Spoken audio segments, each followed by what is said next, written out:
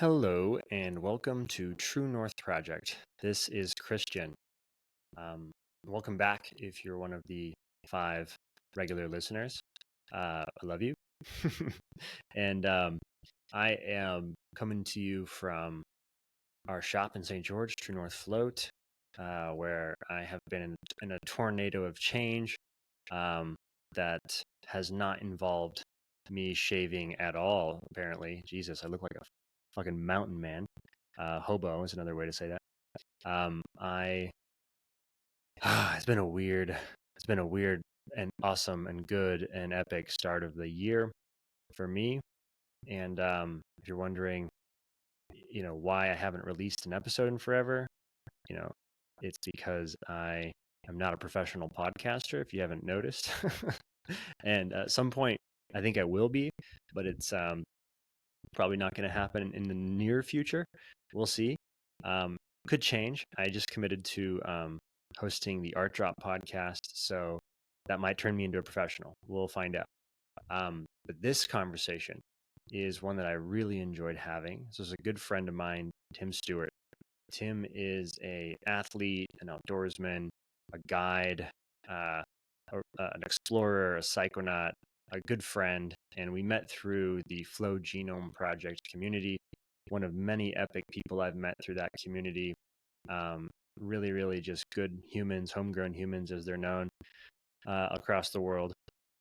And Tim's a deep part of the FGP community. He helps guide their Canyons course and a lot of other things that he chips in the FGP space. But we connected intellectually through a book club, and I got to know him and realize this guy's sharp, this guy's fun to talk to, this guy's awesome. And he hosts his own podcast apparently, which I found out later, called the Mountain Whispers podcast, and it's all about learning from the outdoors, from big nature, from flow states, and super cool theme, super cool guy. And I really enjoyed talking to him for the second time. Not, I guess, first time on this podcast, but the second time he's come out to True North Float and hit me up and stopped in for a visionary float experience and a Dia Logos. So this time we were able to get the mics involved after the float tank and drop in. So super fun convo. I don't want to spoil it, but a lot of stuff from FGP, like hedonic engineering, and talking about kind of different things that we've taken from Flow Genome Project, and just talking about everything from flow tanks to culture and psychedelics and rituals and animism and lineages. So far-ranging conversation. I'll stop giving it away and just roll it. And I also want to say, because I have to like fess up here, like defend myself. This was the most. It was like the universe was testing me and like, motherfucker, will you ever release another podcast? Because this was the hardest podcast to produce of all time. Like, there was so many technical hiccups for some reason along the way that I literally have been like, it's been like this weight on me just trying to get the goddamn recording out to the world. And it literally has made me second guess doing video altogether and just maybe only going back to, just audio only. But I think I need to power through and get better systems and get help. So if you're listening and you want to produce a podcast and you want to help me, get these things out regularly and help me create a cool structure around it. If you're an artist and you want to approach this like an art project, not like a job, then that's the kind of person I want to talk to. So yeah, if you're listening and that strikes you with any interest, shoot me a line and let's connect. And no more excuses. I need to just start making this thing a regular part of my life, because every time I record a podcast, I'm reminded how much I love doing it, reminded how amazing it is to be able to drop in these deeper, dialogues with people, especially guys like Tim. I mean, it's just like deepening relationships while also exploring ideas together. It's so much fun. So I want to keep doing it regularly, and I need a producer. So if you know anyone, or if you're somebody who's an artist and who this is your jam, then let's chat. And yeah, True North, big changes coming, tornado of changes coming. and all for the best, hopefully. So more on that later. And I'll just make a couple of plugs here, just like sponsors and ways to support this podcast. So other than, sharing it with a friend if you love it, giving us 5 stars, there's also 3 cool ways to support. So obviously coming into True North, if you're in Southern Utah, would be awesome. And we're state of the art, best float center in the world, IMHO. So come on in and float if you're here. And if not, then you can support us by supporting one of our sponsors. So the first one is Art Drop, and that is, replication of visionary art and a super, super cool way to get like 3D prints and support artists directly. We're bringing some Art Drop art into the building. It's just, that's one of the big changes coming. So I'm super excited for that. But if you want to just check out what Art Drop's about and see the limited inventory that they're early releasing now, go to artdrop.me. Links in the show notes. Discount code is True North to support this project and to support artists directly. Another cool brand is Lumi.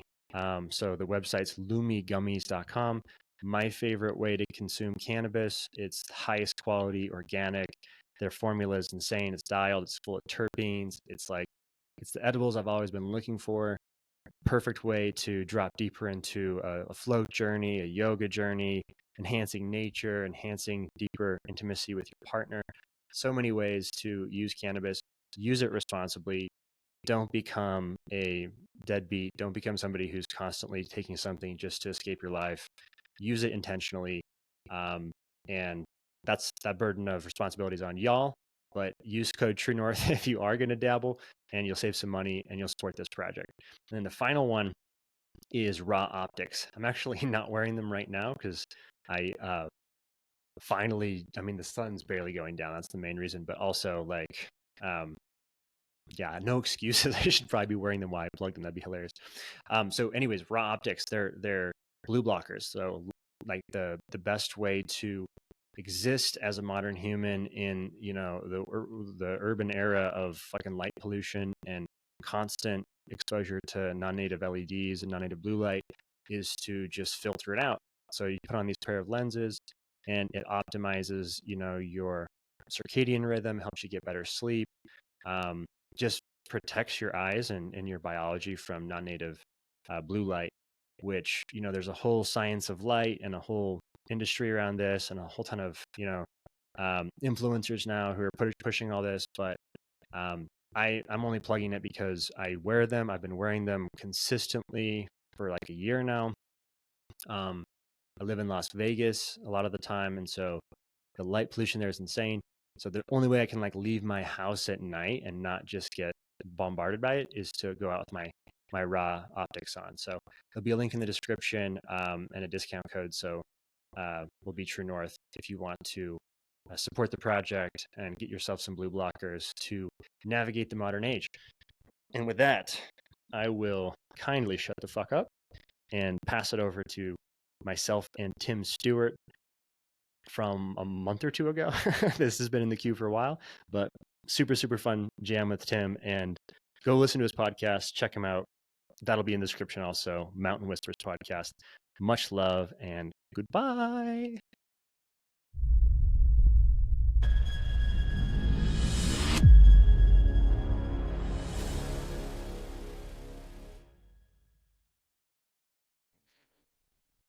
I'm going to wear these too. These are my... Are they Roster or whatever? Yeah. These are our... Does brand matter? That brand seems to be popping off. Floating, yeah. Yeah. I think that it's less about the brand and it's more about the quality of the lenses, right? Oh, yeah. So... And is it they actually know what a quality lens is? You don't want to lens it. You can, if you want to just put them here, just leave them there if you want. But what I was going to say is I think they have a great brand and they're doing a lot of cool education around it, around light. And I would totally be down to partner with the brand. And that's why I'm leaving the case here. Sure. Normally I don't do that. But the point is just I recently applied to be an affiliate for them. Oh yeah. In terms of just helping sell their lenses. Mm-hmm. And the reason why is because it's really had an impact on my, I feel like on my sleep and my life. I've been wondering if I should invest in them. Yeah, it's kind of weird because I don't like the idea generally of spending $150 on a pair of lenses, you know? I mean, I've done that in the past for sunglasses, but I was in my early 20s. Yeah. And I just priorities changed, I guess. But still having the ability to filter out all the non-native blue light, when you start to realize what non-native blue light means to your biology and your circadian rhythm, then it starts to become a bargain. Yeah. As soon as you realize oh, this is the only way that I can actually go back to how I'm supposed to be, how nature made us, which was not with electricity and non-native blue light. So our ancestors all evolved in a world in which at night, which was every day, it was always the same cycle, day and night. So half of the time of all time is time without the sun shining, which means you have life evolving in darkness and human eyes evolving with only sunlight as the major source of light, right? And then light reflected from the moon and stuff. So basically your blue light coming in is coming in with the rest of the spectrum of light as well. And it's coming in through sunlight. So that's healthy. It's very healthy. But when you take out just certain slice of that spectrum and you're radiating people with it all the time through screens and through, if you're in Vegas where I am, it's fucking bananas. It's there's this sphere radiating like a haze of light across the city. And every time the screen changes, the haze changes colors. And you're like, holy shit, this is light pollution on a scale that, our ancestors would have never imagined possible. If you told them you can turn the stars off and no one will see the stars permanently, they'd be like, what the fuck are you talking about? That's it doesn't make any sense. That's magic. It's also dystopian. And that's the hardwiring we're dealing with. Yeah. And what's interesting is there's a connection here between the disease that comes from altering our environment in such a radical way with the light and all of the health effects that are starting to be linked, the health consequences that are linked to negative light exposure, sleep just being a really important one, but not the whole story, I think there's connections now between obesity and light exposure, which is interesting. And I don't really understand it at all, but I would love to learn more about it. But besides just the biological consequences, there's this sort of spiritual thing, which is we're cut off from the heavens. So it's yeah, I've never noticed it more than in Vegas. Vegas is just so obvious about it. Cut off from the heavens, interesting.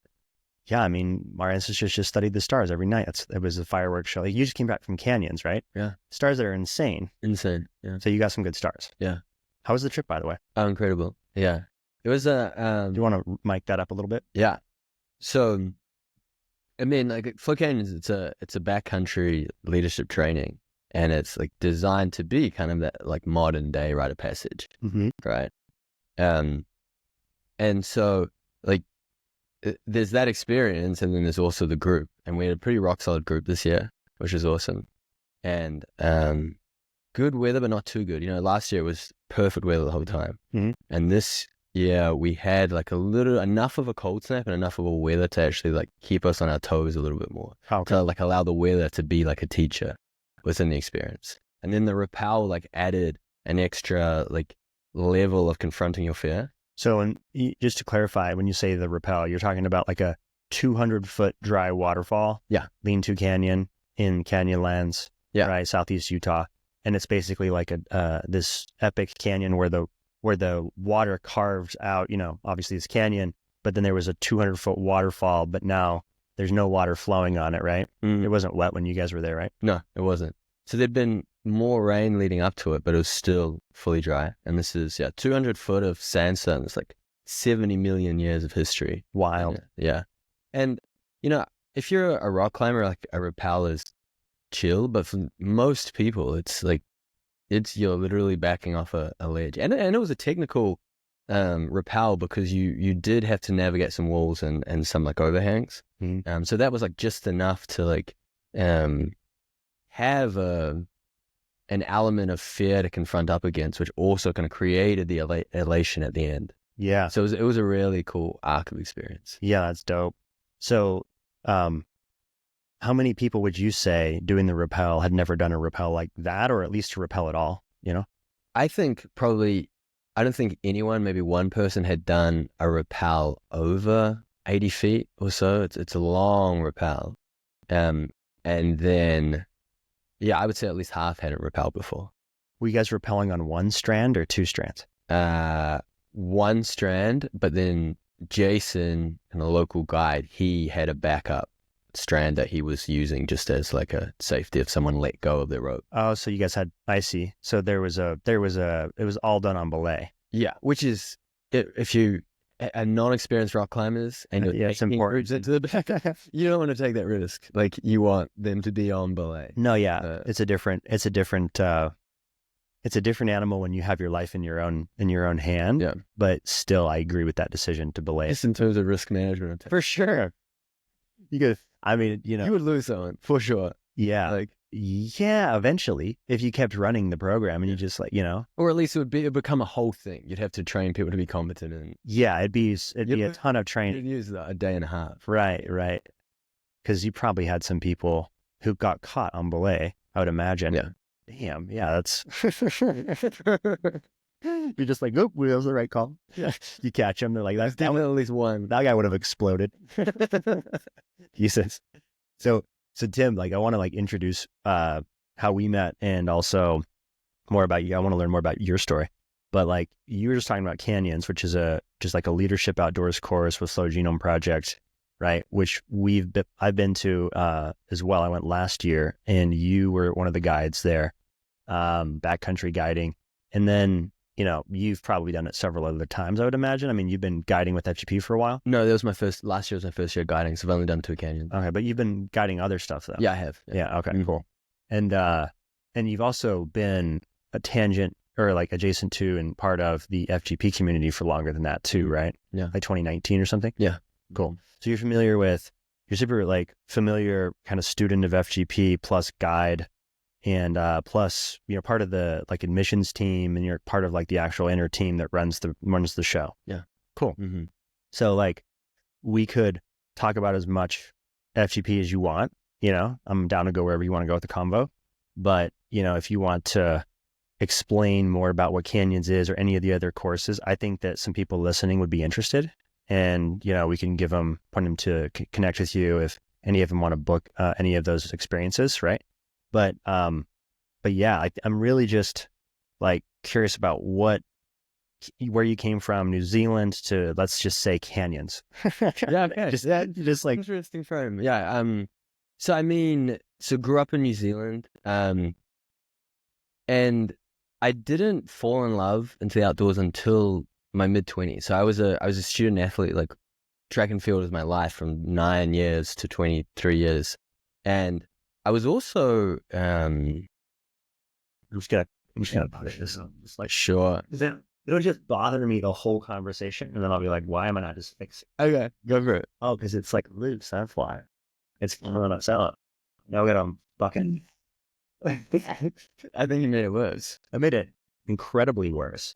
All right. So for a quick pause while I figure out the microphone. Watch, I'm not going to actually cut this out. Everyone's going to get all of it. So let me see. Okay, so it's this. Yeah, so that's this. I'm just going to be honest. 37. Okay. Did she actually set it up there? I'm taking forward. The mic that's fucking broken. Or soon to be when I break it. Okay. Give me a little audio. Testing. 1, 2, 3. Perfect. Sorry guys. Sorry, OCD person over here. You were just telling me about New Zealand. Yeah, so I guess to explain my intro to guiding and FGP, my background in track and field is pretty influential in that. But I was full on. I ended university, went into a corporate job, planning to climb that ladder, and chronic injuries ended my running career, and also just realized I wasn't being filled up from my corporate job, and so that led to a year in Central and South America, just volunteering, like figuring out what I wanted to do, which led to accidentally kind of a mountain bike guiding job in Bolivia, leading mostly the world's most dangerous road. And it was there at the same time that I read Stealing Fire. And it was one of those things that clicked, something that had a pattern that I'd seen, but couldn't yet articulate. Because this mountain bike trip, you start up at 4,500 meters, what's that, like 12,500 feet in the Alpine. A lot of people haven't mountain biked before. They're just tourists coming down the South America backpacking trail. You drop them down into a cloud forest and then down into the Amazon basin. It's high consequence. There's literally a 300-meter cliff. One person a year dies on average. Now, one mountain biker and a bunch of cars generally. Oh, geez. So a bunch of people driving it on cars. Yeah, and actually, to speak to like the geologic time of this, it was previously an Inca trail. It's the main highway to get from La Paz to the Bolivian Amazon. Whoa. It was originally an Inca trail. In the Chaco War, when Bolivia was at war with Paraguay, or maybe the Chaco War, maybe others, they got freaking thousands of prisoners of war to build it, and thousands of Paraguayans died building it. Oh, Jesus. And then it's 1.5 lanes wide, and it's a main highway. And so I think like 10,000 people have died on the stretch. Oh, my God. Over the last 50 years or so. So what's at the bottom of this thing? Just a graveyard? There's a lot of cars and a graveyard for sure. And man, there's like, there was political coups that took place where literally like people had been thrown off that cliff. So much history there. But this whole energetic space, I was watching people drop into flow in it, and I read Stealing Fire, and I didn't know what flow was until I read that. And I was like, this totally makes sense. So just real quick, Stealing Fire by Jamie Wheel and Stephen Kotler. Yeah. And it's basically, would you say, like kind of a manual of flow in some ways, of understanding what flow is? Yeah, I would say if you don't know what flow is, or you can't pinpoint an experience where you've been able to tap into that state, it's the best introduction for being able to recognize what exactly is altered states of consciousness, and what is how does it show up in society, and how can one create an intentional practice around that. Mm-hmm. Or I'd say probably the next book, Recapture the Rapture, which Jamie wrote, is probably more of that manual about how to create the practice and the culture around it, the container around it, whatever. So, but how would you define flow? And you know, you mentioned the consequence component of it. Yeah. So it's funny. In my life, the definition of it is when I am feeling and performing at my best. And so like there is a state of flow when you're, say, working, which is when you're focused, when you've got kind of access to your full working memory, and where your inner critic is dialed down. There's flow when you're mountain biking, which is kind of you're fully focused on the line. What's the richness of your environment picks up. You can kind of spot the line in the trail. You can see additional salience of the key terrain that you need to navigate. And then there's like flow when you're chilling out, when you're having a good conversation, being able to be fully immersed, but also be able to let it land that much more effectively. Yeah, that last bit you feels to me like richness, right? Like there's this deep richness to the moment, to the now, to experience you're having. There's that deep embodiment component where you're talking about like all your faculties coming online in terms of instincts, peripheral vision, or whatever, you know, like just being able to take in everything better. And, you know, maybe it's changes in hormone levels in your blood, and like blood pressure, and you know, respiration rate and heart rate, and like all these biometric things that are sort of happening in certain cases of flow. Like I would imagine there's a signature there biologically, a big one, right? And I'm sure that's been mapped by sciencey people, right? That's the thing, yeah. But I think for most, like if you bring it down to the what can you do to be in flow more often, what I found most valuable was what's called a somatic signature of being able to pay attention. How does this feel? Yeah. And that creates like a waypoint for you to be able to be, where am I and where am I trying to get to? Or look back on your week and say like, hey, where was I at and where am I looking to get to? Yeah. So similar type, I was just like a continuation of our chat with Tanner earlier, but like this idea of an inner science and having an inner practice, or a practice that is something that only you experience, right? It's your practice. It's a very personal thing. It's a sort of intimacy of self. Yeah. Right.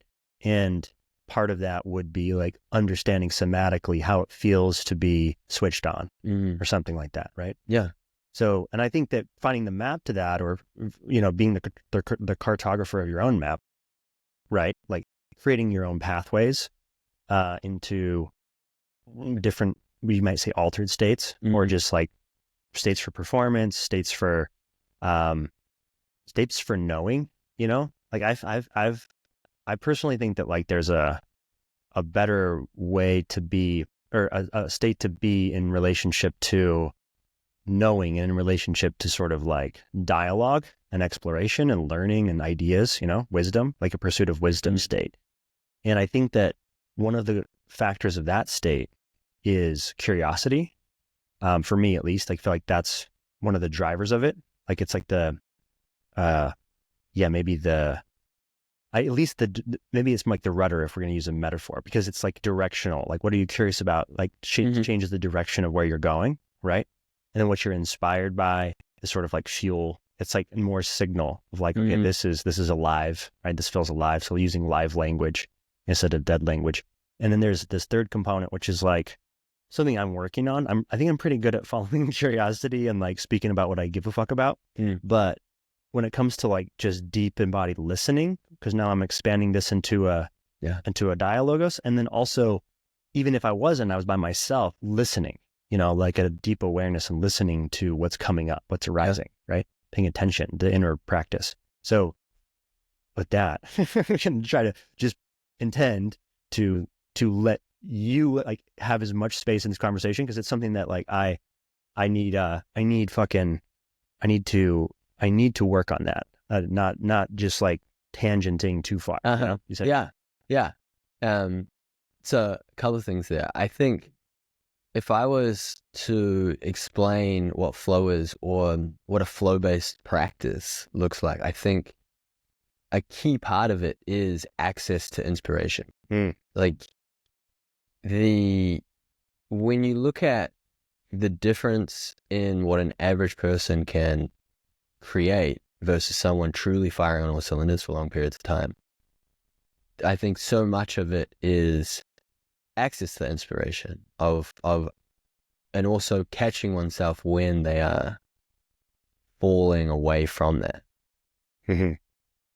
So basically having a felt sense of when you've found the thread, right? And then coming back to it. Like you lose there's a chick, what's her name? Martha Beck, who has a cool metaphor about this, about like finding the track and like realizing, even when you realize you've lost the tracks, you're like a hunter tracking an animal, right? And we have this tiger here. It's like you're stalking the prey or whatever. Yeah. And it's like you realize you've lost the tracks, but that's not all bad, because you realize you're on the path of not here. Like, oh, this is where I'm supposed to not be. So I know that's somewhere to start from. You know what I mean? It's like directionally, it's somewhere to go, which is not here. So it's like, at least I know where the animal's not been, So finding the track, or finding the thread, like finding the path, right, of your life, which you might say, as Jungians would say, the path of individuation, or the Dharma path, or the, eudaimonia, the path towards your self-actualization, or like expressing your unique gifts fully, like don't die wondering, right? And I think like that component of being able to tap into what was the term that you used, that thread? Yeah, the path, the thread, there's another word I used. What was it? But I mentioned that because like being able to have reliable access to those states is kind of part of the practice. A lot of personal development discourse is around that hustle culture. How can you do more? How can you be productive? How can you have more energy? Yeah. Whereas like Jamie's teaching, or Flow Genome's teachings, is around it. Just as important as that is having, I guess you could use the model of vertical development of like stages of adult development to actually navigate one's life in a way that's most meaningful and impactful. Yeah. So what I'm feeling is like this. I don't know. I just had this thought come up, which was like so much of the things that I've learned from FGP, the real learning of it has come through like boat teams. You know what I mean? And like working shit out with other people. Yeah. And so there's something about having a structure or a container for, specifically in this example, working out, an idea or a practice or whatever it is that you're studying. It could be like mapping polarities, or it could be learning how to, in a different course, like how to optimize flow, right? Or whatever it is. But like the point is you're sorting things out in a structure. The structure that I think we kind of alluded to was the sort of path, like the inward journey or the inner science or the whatever that spiritual path or whatever you want to call it, like the path of individuation, whatever it is. But like, could there be a structure around that in some sense, right? And this is where like the notion of the Sabbath comes up for me, the idea of like ritualizing and creating like a sequence and a cadence and a rhythm to your life, which includes these sort of drop-ins of introspection and of prayer and reverence and of nature and flow, deep embodiment, connection with your partner, your family, your loved ones. Like, so, awe as well, if you can get it, right? Like get into the mountains as part of it, take refuge in ritual. So what have you found what have you learned from like the idea of baking in structure and has that yielded fruit for you and your stuff? Before diving into that, I think a key teaching or assumption to take on is the idea of embodied cognition. And so like one of the key learnings I had as a student of FGP was, as I told you before we hit record, like being able to actually get out of my head and listen to what is my gut trying to tell me, what is my heart trying to tell me, that actually being embodied, because modern society is very cerebral and, there's a lot of key decisions we have to make that you can't calculate out. And so kind of the practice of getting embodied, which is through movement, through floating, etc., is a way to first get that online, like the core functionality of, let's call it hedonic practice, of reliable access to inspiration, healing, and connection, and being able to perform at our peak. When you've got that online, kind of the sequencing or structure around it becomes important, because especially like, I'm not sure, have you like experienced periods where you'll have a very powerful ceremony, float, whatever, peak state, and you realize, wow, I've been off my game for 6 months now. Have you like ever had that experience? Yeah, like wakes you up or that waking up experience. So it's so easy for us to fall into that. That's kind of why it's important to have not just a Sabbath, but also like build a hedonic calendar of annual and quarterly, monthly events, etc. And then when I look at like the day and the week, that's like when it comes to showing up as our best selves, there's a number of habits, science proven, that we know how we can navigate our psychology and our biology to, rest better, to perform at our peak, to recover, to have greater awareness. And a daily and weekly practice is how we can kind of bake in those habits of bringing our best. Yeah. Well said. And you mentioned this idea of like needing the structure to keep you honest and to bring you back, right? Like, so it's like, okay, yeah, go chase the dollars, go chase the goals, go hustle, go grind, go do the thing. But then turn that shit off on Sunday. You know what I mean? Like take a fucking breather and instead of chasing your goals, come into the consciousness of like what goals are even worth chasing. Yeah. And that's just one frame is the goals, but like just dropping into some sort of deeper, more fundamental practice that goes beyond the transient nature of what's happening in the culture and, whatever. But it absolutely. So there's like, if we're looking at just a Sabbath, there's two parts of it. There's absolutely that of getting out of the weeds, up onto the balcony, as I think Ron Heifetz of like Leadership on the Line would speak to. Seeing a wider perspective. Yeah. And then there's also just from an energetic basis, so many people don't realize that they're pushing the envelope to the point that they're at 75% and then at 74% in their capacity and then 8%. You know, an intentional Sabbath or day focused on recovery recuperation is how you get back to baseline. Because, you know, professional athletes obsess over their recovery. You know, if we're just showing up trying to bring our best selves, recovery is just as important, even cognitively, physiologically, nervous system basis. 100%. Yeah. So like as a recovery day, as a yin day, as a just a being day, it can be essential in balancing out the nonstop yang energy of our civilization, which is the constant grind hustle, right? So you see people who work on Sunday and who have, you know, or just watch football on Sunday. Like there's a different sort of vibe to Sunday. Well, what I guess you could say from the perspective of like the dudes who invented that tradition, there's a profaning of the sacred, right? Right. The people who would have created that tradition probably would have stoned to death all the people who were profaning the sacred, right? Like that was the kind of consequence for dishonoring the Sabbath. And that's hardcore. I'm not, promoting stoning anyone to death, but there's something about that though, right? Like if it's that important to them, why? Why would they do that, right?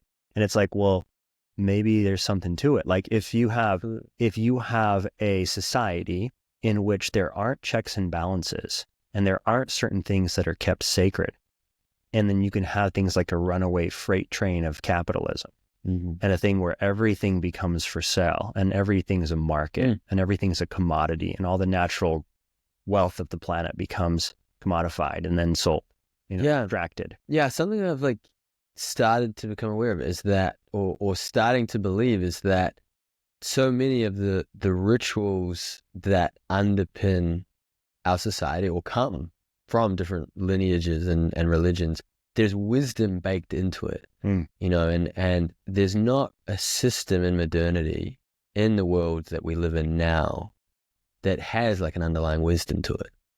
So say that again, there's not a system in modernity that has the underlying wisdom. So if we talk about like, so I don't subscribe to a particular lineage.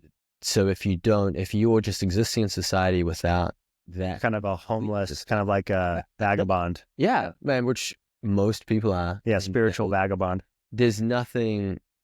Yeah, if you just follow, which is essentially capitalism, is the liquid of culture that we're floating in.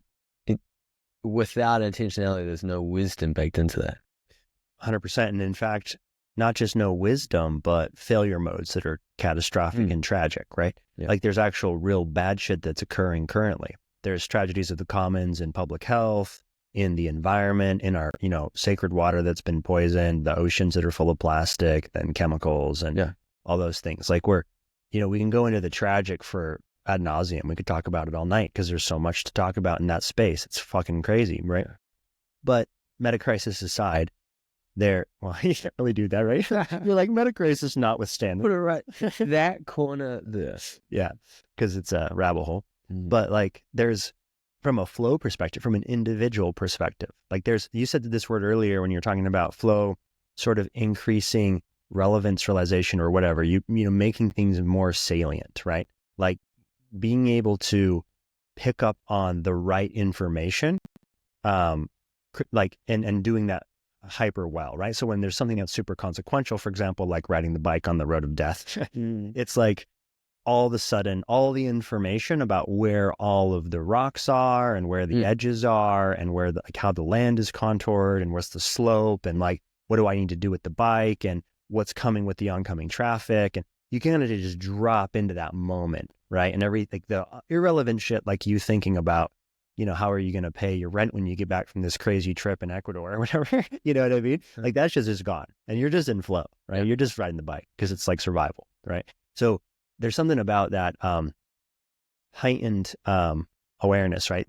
And so with the Sabbath, I feel like there is a opportunity here to rescue the baby from the bathwater, right? Because, there's legitimate critiques of religion And, like Gaffney mentions, Voltaire, he's citing Voltaire, but don't forget the fucking or what's the term? Basically he's like, remember the horrors, basically, right? Like, remember the fucking gnarly shit, the witch burnings and the inquisitions and the gnarly shit, the suppression of the light that did occur, right? And the wars, the religious wars and whatnot. So don't forget that. And like, let's critique religion and yeah, bring the critique. But at the same time, rescue the baby from the bathwater. There's something about a liberating structure like the Sabbath that might be essential to have an intact environment. There might have to be some sort of deeper story of value woven into a culture that holds the ecology of the culture in the story, like animism. Everything's alive. The river, you worship it and you talk to it because it's alive and it's the goddess and she's feeding you liquid life. And if you don't treat her like a goddess and you poison the water, we all die. So if you don't have some stories that are better, then water's a commodity and we should put it in plastic and we should just sell it for maximum profit forever. That's the fucking story. Yeah. And one thing I think about is if you're not willing to commit to a wisdom tradition, you've got to figure it out on your own. And I think when it comes to deeper connection, animism is a great example, at least I've found in the practice I've developed around one, opening up my aperture of my senses, to develop a closer connection with the natural or more than human world. But in doing that, it's not just a deeply meaningful and inspirational practice. It also just hardwires like a greater respect for the world around you. It's no longer, to quote like John Vervaeke, that a proposition of, oh yeah, environment, something we should care about. It comes a participatory part. This is something that we are deeply connected to, and therefore it hurts to go against it. There's a perspectival knowing as well. Like that's the embodiment component. Deep consequence and deep flow in nature, right? You get this like first person connection to it, and of course relational. Like you're right, we got to get beyond the realm of just like intellectually, there are these things that we need to do, like regulate businesses, right? Like, yes, we should regulate businesses, right? But why? It's funny, like I'm at the point where I've got like a curiosity on that higher level, the structure. It seems like you're very like deep into what does it look like to build these liberating structures. For me, I'm like, what is the path for an individual or for a community to be able to kind of ground up, do that? And I think like when it comes to, let's just say, our connection with the natural world, it's one of those things where just getting that online like allows us to be that much more aware, that much more for the collective. Yeah. So just to clarify, when you're talking about ground up, you're talking about versus top down. Yeah, versus top down. So I would argue, argue is the wrong word. I would propose that there is a ground up thing happening, right? So what is podcasting if not ground up emergence of independent media space, right? Distributed. And what is happening in this sort of intellectual space that we're kind of tangent to, or like we're overlapped with, that we're both curious about, things like, the meta-modern space, this sort of sense-making space, the sort of liminal fucking whatever you want to call it. Like we're in this kind of fringy, interesting intellectual kind of territory. At least I'm hanging out there sometimes, which involves kind of big critiques about the nature of civilization and how Western man is existing on the planet, and sort of analyzing an analysis of sort of like the problem space, right? In terms of metacrisis, polycrisis, megacrisis, whatever you want to call it, right? Like we're in a big pickle as a species, as a planet. And so, there needs to be some sort of bottom up emergence of a new story. And I would say like having conversations about storytelling and sense making, and I like to say soul searching, because it's kind of like the story of meaning. You know what I mean? So that's kind of what this project is in a nutshell, right? And this actually started out this way before it was ever like a float business. before it was ever going to be whatever it comes next, like e-commerce and shit, Yeah. It's always been just like a sense-making, soul-searching storytelling kind of vibe.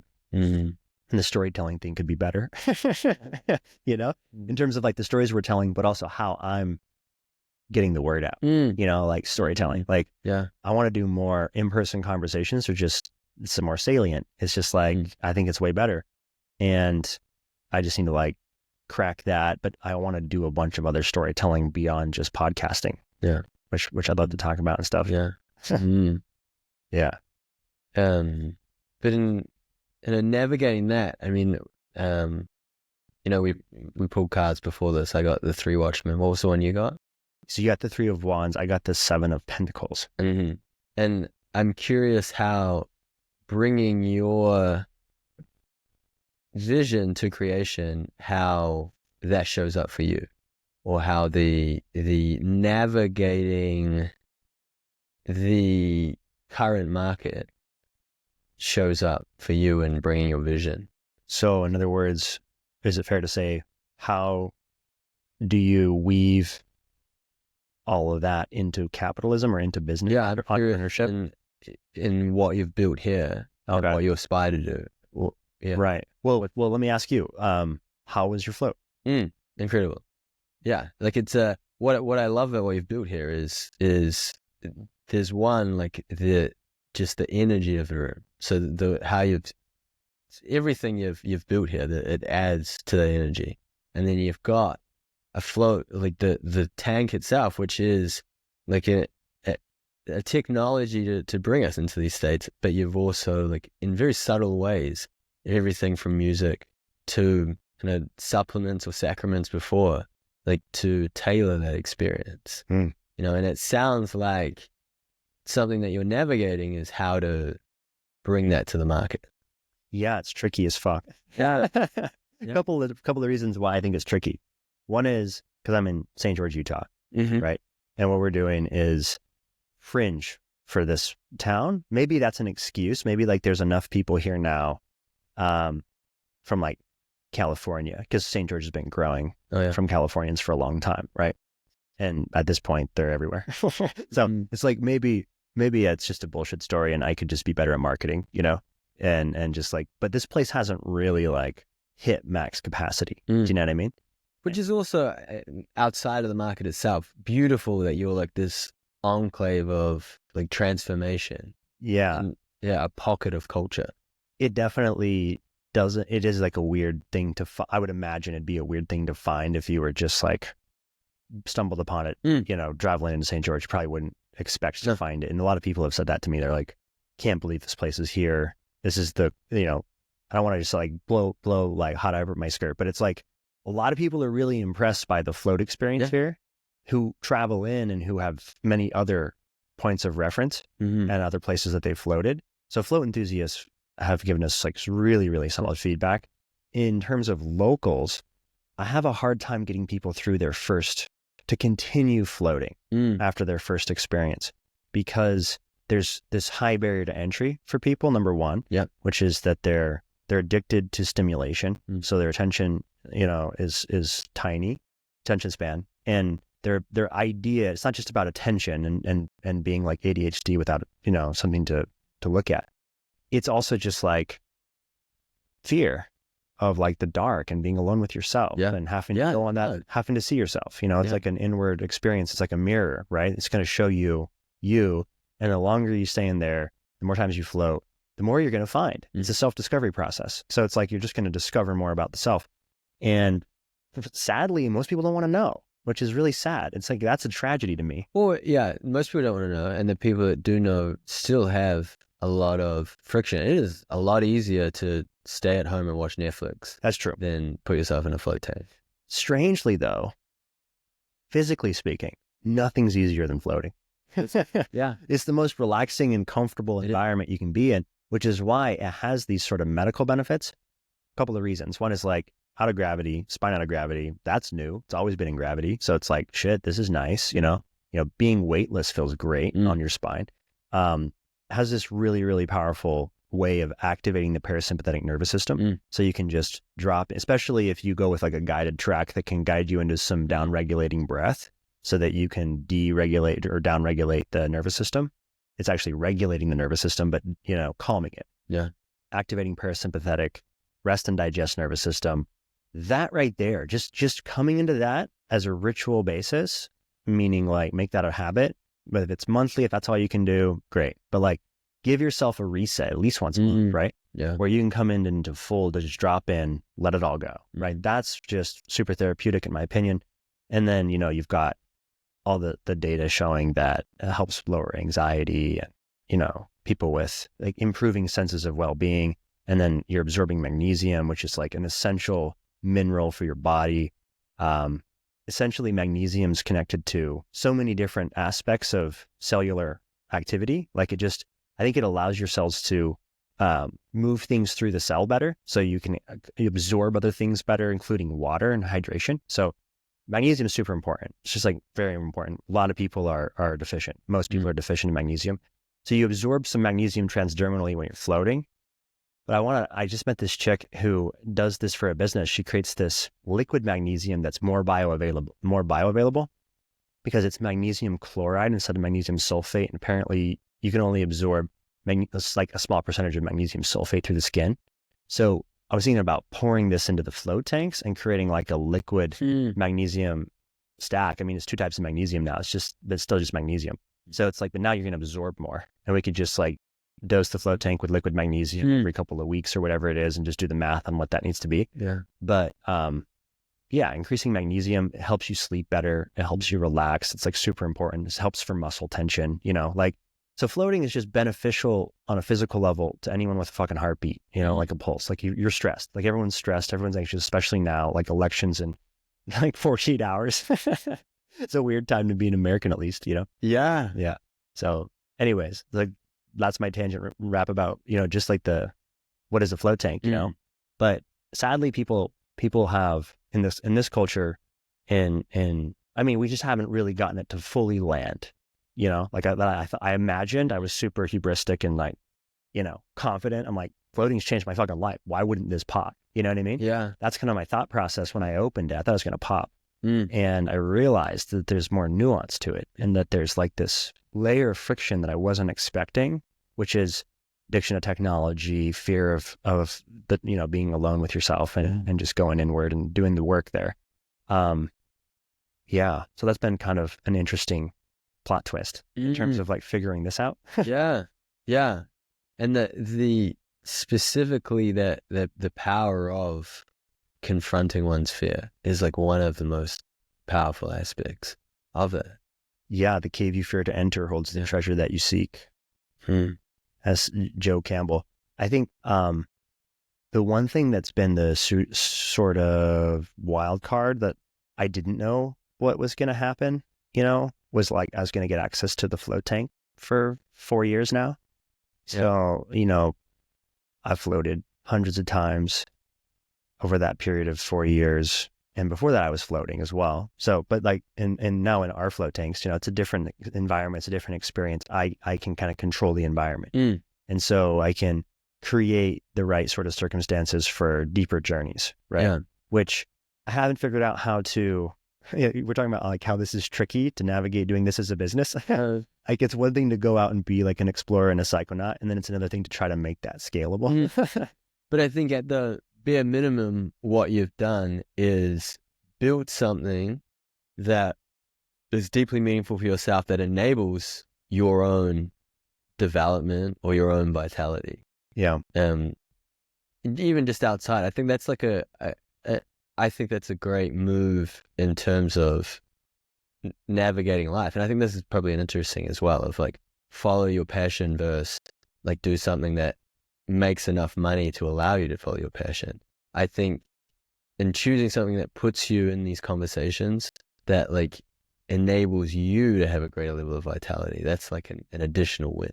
Yeah, it's that was like a unexpected boon or gift that I didn't realize that like floating was going to get me through the low parts. You know what I mean? In some sense, like I can go in feeling discouraged or depressed or, grieving something or, just like physically beat down, you know what I mean? And come out recharged. Right. So, and I've gotten pretty good at like knowing, like you were talking about, getting that sort of somatic awareness where you can kind of figure out more of what you need. You know, you get this sort of introspection practice online, and then you kind of get more tuned into what's going on in the body, what the body's saying, and what you might need or not need. So it's not like I always need the sort of blast off experience. Do you know what I mean?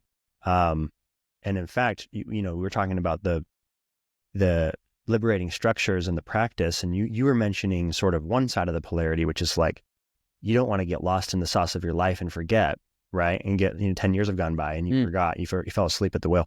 And then this other side of it is just like this other polarity you have to balance, which is like, you want to go full send, but careful, buddy. You got to remember to keep a hang of the brakes too. Like, you don't want to go full hedonist, like full lizard brain fuck monkey, hitting all the pleasure buttons, chasing all the novelty, always hitting the escape pod or whatever to blast off into some sort of extra dimensional space or something. So it's like, you got to bring it down into like some sort of structural balance, right? And figuring that out has been part of the process, you know? Yeah. And that's honestly something that I think is probably the number one thing, if I had to pick one thing that I'm the most grateful for with FGP, is bringing that to my awareness. Because I feel like without it, as somebody who's an explorer, who's curious and who has access to this kind of space, I could see myself going like spiraling out, you know, Chapel's Perilous and all the rest. Yeah. I think the idea of the left hand versus right hand path, or let's take hedonic profiles. Like, there's the hedonist that is willing to try everything. There is the purist that, and it takes my body's a temple.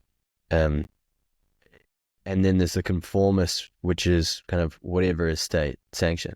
For people who embrace the hedonist path, and actually it's something that's really catching on as like psychedelics becomes like a therapeutic model, is that the dangers of it, or the guardrails and structures to put in place to have a right relationship with hedonic practice, is like tricky. And not a lot more people are talking about the benefits of psychedelics than how to the risks and how to create an intentional practice around it.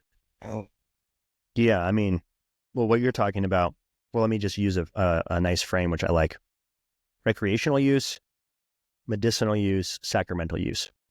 Those are sort of the way that I like to think about, you know, plants, molecules, whatever, like mind-altering substances, right? Whether you call them psychedelics or plant teachers or whatever, you know, whatever they are to you. You can take, let's just use acid. You could take a tab of acid at a rave or at a festival or whatever, right? And have a great time, you know? Don't take too much there. You'll have like a fucking life-changing time, and it won't just be about, you know, having a good time. It'll be something else. But maybe don't not do that either. Like, you know, I had some life-changing festival experiences where I, you know, got too high on acid, and in the sense of like, I went for a good time to dance and have fun, but I took the full tab and thinking that, like, you know, this is just going to be a fun ride with some good music and good people. And it turned into like an existential trip, you know, which is also what I needed in hindsight. But, you know, anyways, the point is, recreational use can blur into sacramental use, right? Medicinal use. But medicinal use is more of like, I'm entering into a container with some sort of potentially lineage of professionals, whether they're shamans or they're doctors, right? Or they're practitioners or they're trip sitters or they're whatever it is. Like, there's some sort of like healing container where it's like, hey, we're going to make this about helping you in some sort of, you know, in some sort of like healing way, whether that's releasing old traumas or it's, you know, going deep into your shit, right? I mean, I think that's where a lot of people are stoked about psychedelics, you know, in terms of healing. It's not just about releasing shit like with MDMA therapy or whatever. It's also about like relieving anxiety around death, which is completely, I mean, you could make that, you could say that's medicinal. It's relieving anxiety.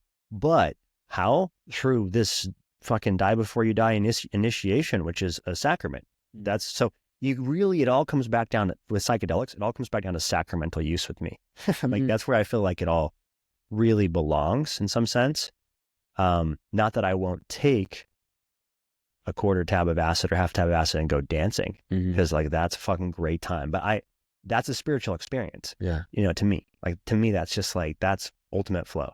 Yeah, the blending of sacramental and recreational is interesting. I find myself falling into the trap of almost expecting too much for the sacrament to do the work, and it's really just a Friday night and Oh yeah, I'm taking it. Yeah. I think the discipline around making it a sacrament or creating a ritual around it is powerful. it's key. Yeah. Yeah, and to go back to like stoning someone to death for, what would you say, dishonoring the Sabbath? Like Eleusis, they're same thing. It's like, fuck with the sacrament outside of the mystery and you're gonna die. Like that's what we're gonna do. Yeah. That's kind of the stakes, right? At least I think. Yeah. And I'm not a philologist or anything, but like Yeah. I think that's what they think about Eleusinian mysteries, is they're pretty intense with that sacrament. What do you think is the optimal, if you were to design your optimal hedonic calendar, walk me through what your frequency of those would look like? Well, it's one thing to design one, it's another thing to actually do it. So let's just talk about the design, then we can talk about Okay. the challenge to actually doing it. Yeah, because that's where I've struggled, is like Same. keeping to the ritual. And I'm so one of them, well, I'll just go through them one at a time. So the number one would be this on a daily level. So that's a power hour, is the first ritual, which is like, how do I meet the day? And creating some sort of high value hour or so of time, could be 2 hours, where you're just sort of like doing the best shit that for you to prime for the day. And to me, that looks like a combination. I don't know. There's something about journaling very first thing before you've taken the day on. I find you're like more connected to that intuition and subconscious first thing in the morning. Sure. And then there's like dreams you can reflect on and stuff.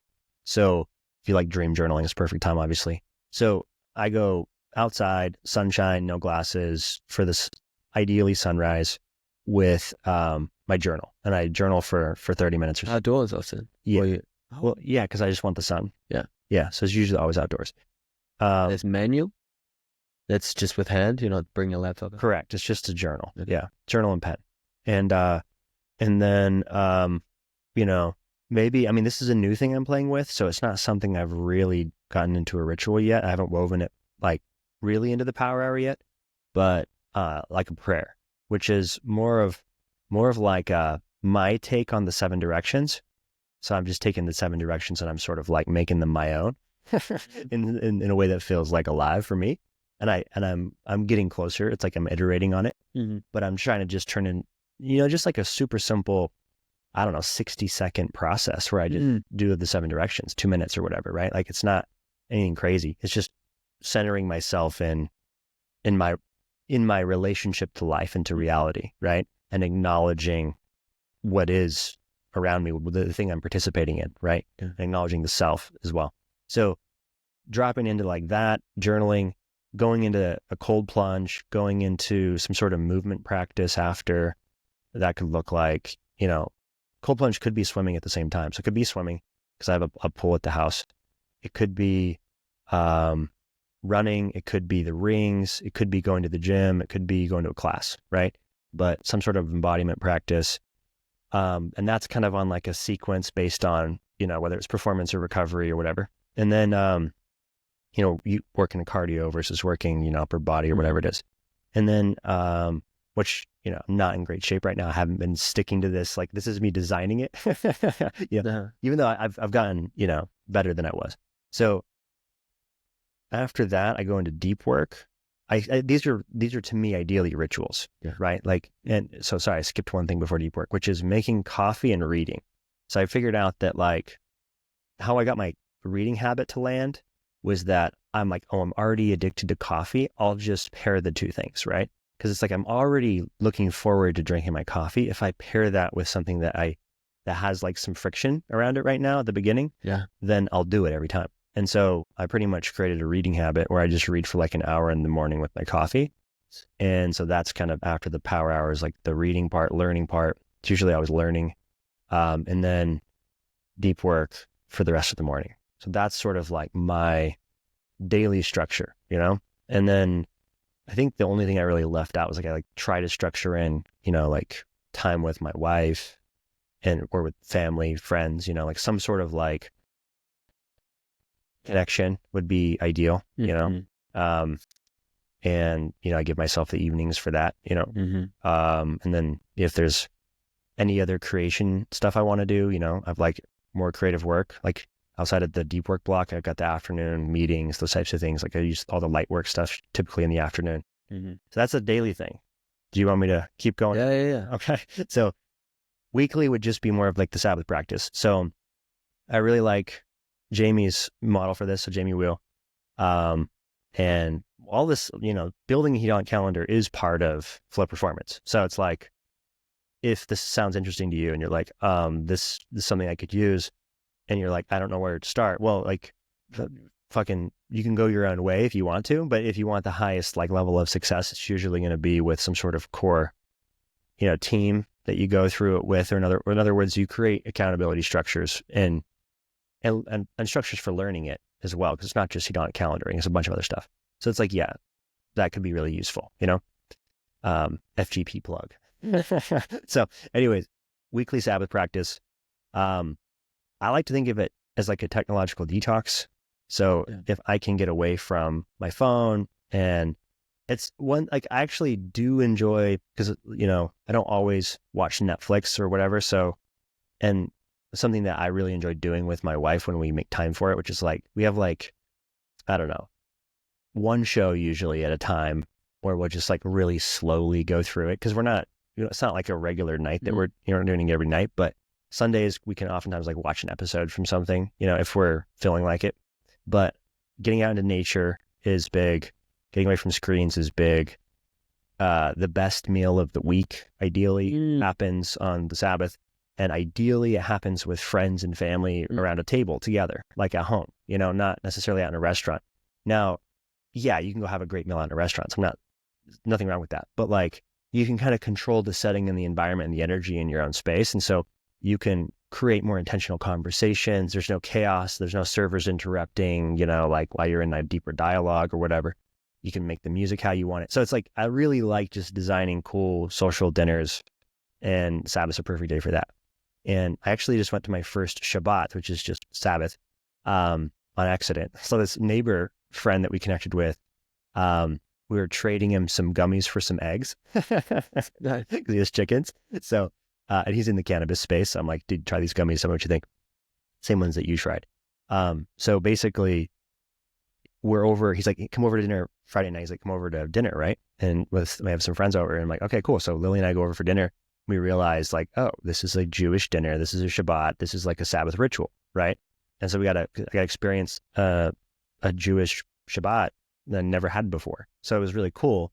And it reminded me of like, damn, I really miss something about this, which was every single Sunday where I grew up in my family, fundamentalist Mormon, like it really isn't even about the Mormon part of it though, because there was a Sunday school, and it's more about dinner. It's like, that was my favorite part of Sunday. It was like dropping in with the family for dinner, and for breakfast too, but mostly for dinner, because there was like a formal, everyone's at dinner on Sunday. You know what I mean? If you're not at the table, like, where are they? We're starting dinner, and like, we're going to start with prayer, and everyone needs to be here for prayer before we sit down and have dinner. So it's like a ritual every week. And you just kind of, you don't realize you've lost some of these things until they come back online for a second. You experience a little glimpse of it, and you're like, oh, damn, we should just create this again. This should just be a regular thing. So yeah, that's kind of how, and obviously like great sex on Sunday. It's a great fuck day, Sunday fuck day, I guess. So yeah, and then monthly, I like the new moon and the full moon. It's an easy structure that's baked into the cosmos. So it's like, okay, that'll keep me honest. It's like, I can just stay up to date with what's going on with the moon a little bit. What do you do if it's on a weekday? Or does that not? Doesn't affect you. Doesn't affect me. So walk me through what a new moon and full moon ritual could look like for you. Mm-hmm. Well, so for new moon stuff, one thing that we do here at True North is we do a gathering. I'm not at all of them, so it's not always part of my new moon ritual, but when I'm in town, I try to go to them, and they're great. But basically it's like a cacao ceremony. There's some intention around that. There's usually some sharing. There's like a small intimate group of maybe 12 people or something, right? We're actually thinking about growing a little bit bigger because we got space we can use, and we might actually collaborate with a dance studio in town that has a big space, so we could start doing bigger community ceremonies if we wanted.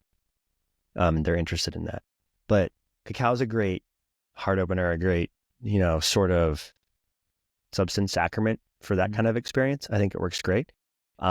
You can bring in, if you want to send people on like an inward sort of journey, you can do that as a group, with a combination of breathing, breath work, sound baths, that kind of thing.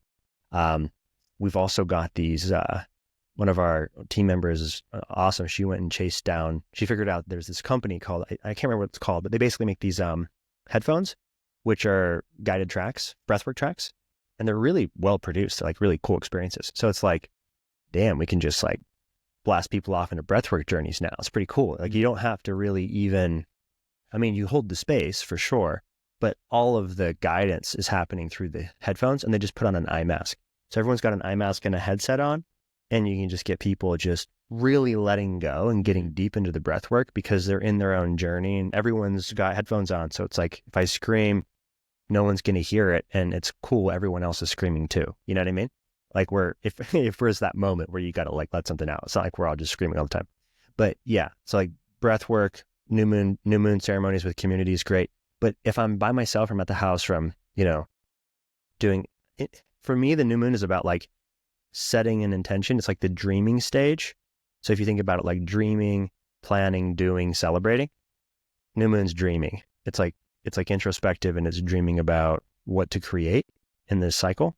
And then, leaning up to next would be planning, writing that down after I get out of the flow tank, right? I go into dreaming space, come out of dreaming space, try to capture as much of the signal as I can with my journal, with an audio message if that's going to flow better than writing, you know what I mean? Like whatever feels like it needs to happen. And then try to start some sort of, and it's not like my new moon float is like scripting my month. It's more of just like, I try to approach it with intention, and then I use the tarot usually or something like that to guide me in, to go deeper in the float, or to like bring intention to the float. So it's usually like, if I'm using the stack, it's like the Lumi gummies, right? So this is the best cannabis edible that I've been able to find, and super stoked that we have those at True North now. And we're going to be selling a lot of them to Utah. we're gonna bring edibles to Utah. So that's exciting. But sacrament, 5 milligrams usually, 5 to 10 milligrams. Definitely start low, and then intentional card or sequence of cards, or some sort of spread with either the tarot, or I really like this Native American deck, which is basically just all the Native American archetypes, and I find that honestly, like, if I'm just going for like a single card, like that's usually more powerful.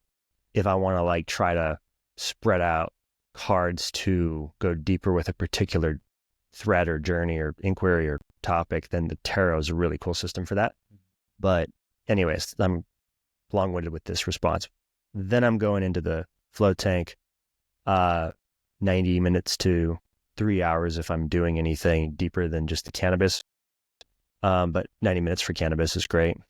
And then popping out of that, recording what I can, taking what I can into the rest of my month, which then has the full moon. And I haven't really baked in a good full moon ritual. And that's something now I'm like, this conversation is making me realize I need to design one. So what would be the full moon ritual for you? Yeah, I haven't done it to the moons. It's something that I would like to, but I guess the key barrier for me is often these rituals, I end up staying up late, and so I try and further on the weekend. But even just in this conversation, I'm like, no, I need to get the subscribe back to the moon cycle calendar so that I can see it in my calendar when I'm planning my week. And even if that's like blocking off an hour or two at night to just like spend some time with it, or like go for a wander in nature and like find stillness in that. I think there's some juice in that. Yeah. I think the full moon's great for fire, like an actual fire, like build a fire, bring humans around the fire. just that alone. It's just like if all you did was you built a fire and humans gathered around it under the full moon, that's a perfect fucking ritual right there. Like ground up emergence, it'll turn into something cool. You know what I mean? Like if you have cool people, like if you have people that you want to be there, if you kept that ritual going, you would just form deeper relationships, you know, over time, because fire is the attractor of the tribe. Yeah. And it created tribal primates, you know, like that's what it did. Fire domesticated us. It turned us into fucking something else, you know? Yeah. It was like the ultimate technology. Yeah. So, yeah, like we ended up actually doing this on our new moon ceremony, but the only reason why we did the fire on the new moon, so the full moon, was because it landed right on our 4-year anniversary. And the new moon was like the same day as we opened in 2020. So November 1st. It was a new moon. It was a new moon on November 1st. So it was the exact day of our 4-year opening anniversary. And so we were like, fuck, we should probably like be celebrating. So let's build a fire and let's like hang out outside. So it was a little different than our normal new moon thing. But then I think Amber also hosted a new moon thing that was more like the sound bath vibe, you know, separately. But anyway, so then going into the quarterly stuff, right? Because that would be my monthly ritual, would be new moon, full moon. Then you can talk about seasons, equinoxes, and solstices. So there's 4 of those. So that's 4 bigger experiences that are happening every 3 months, you know? And for me, those are more of like journeys, like trips, traveling, or potentially fasting, you know? Like this winter solstice, I think, is a perfect one to do the fast on, just because there's already some culture around that. Yeah. You know, and you could like fast from the solstice up until Christmas if you want to celebrate Christmas. Or you could fast up into the solstice if you want to celebrate the solstice, right? Yeah, so that's going to be 22nd? It's the 21st of December usually. Yeah. Yeah. So it's usually like 3 days.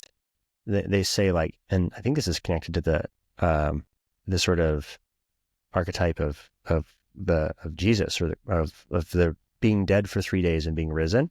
Is sort of like the idea of the solstice being the darkest point of the year, and it's dark for 3 days, and then the light returns, and it starts to it's the returning of the light.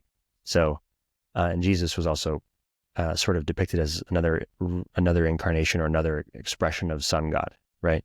So it's kind of the sun returning. Yeah. So the returning of the sun, right? The rising of the sun from the dead. So it's like there's deeper tradition underneath the Jesus story that got wrapped up in Christianity, you know? And then a particular flavor of Christianity.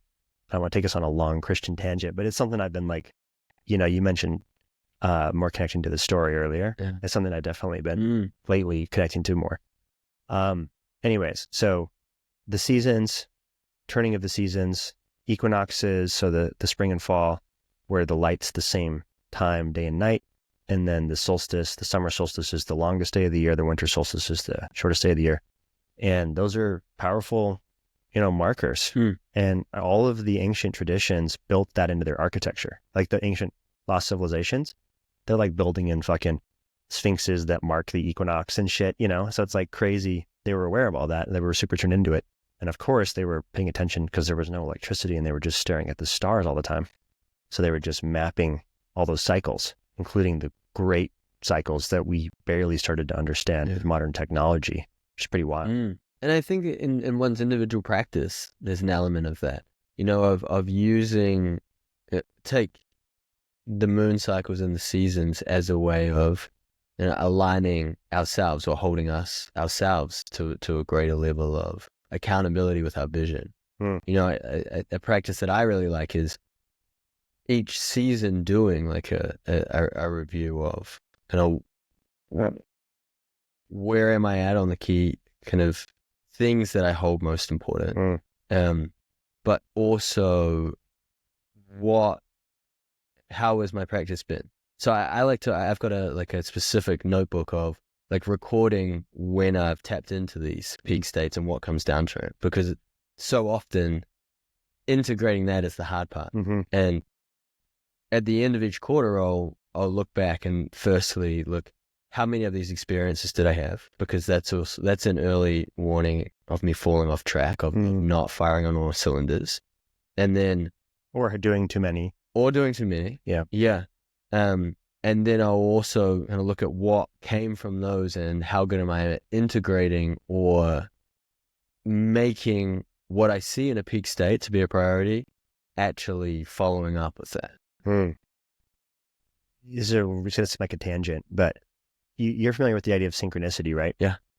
And, you've read like Robert Anton Wilson and, so he kind of, I think I haven't read his stuff, but I think he kind of followed synchronicities quite a bit. Yeah. Right. That was like sort of a signifier to him.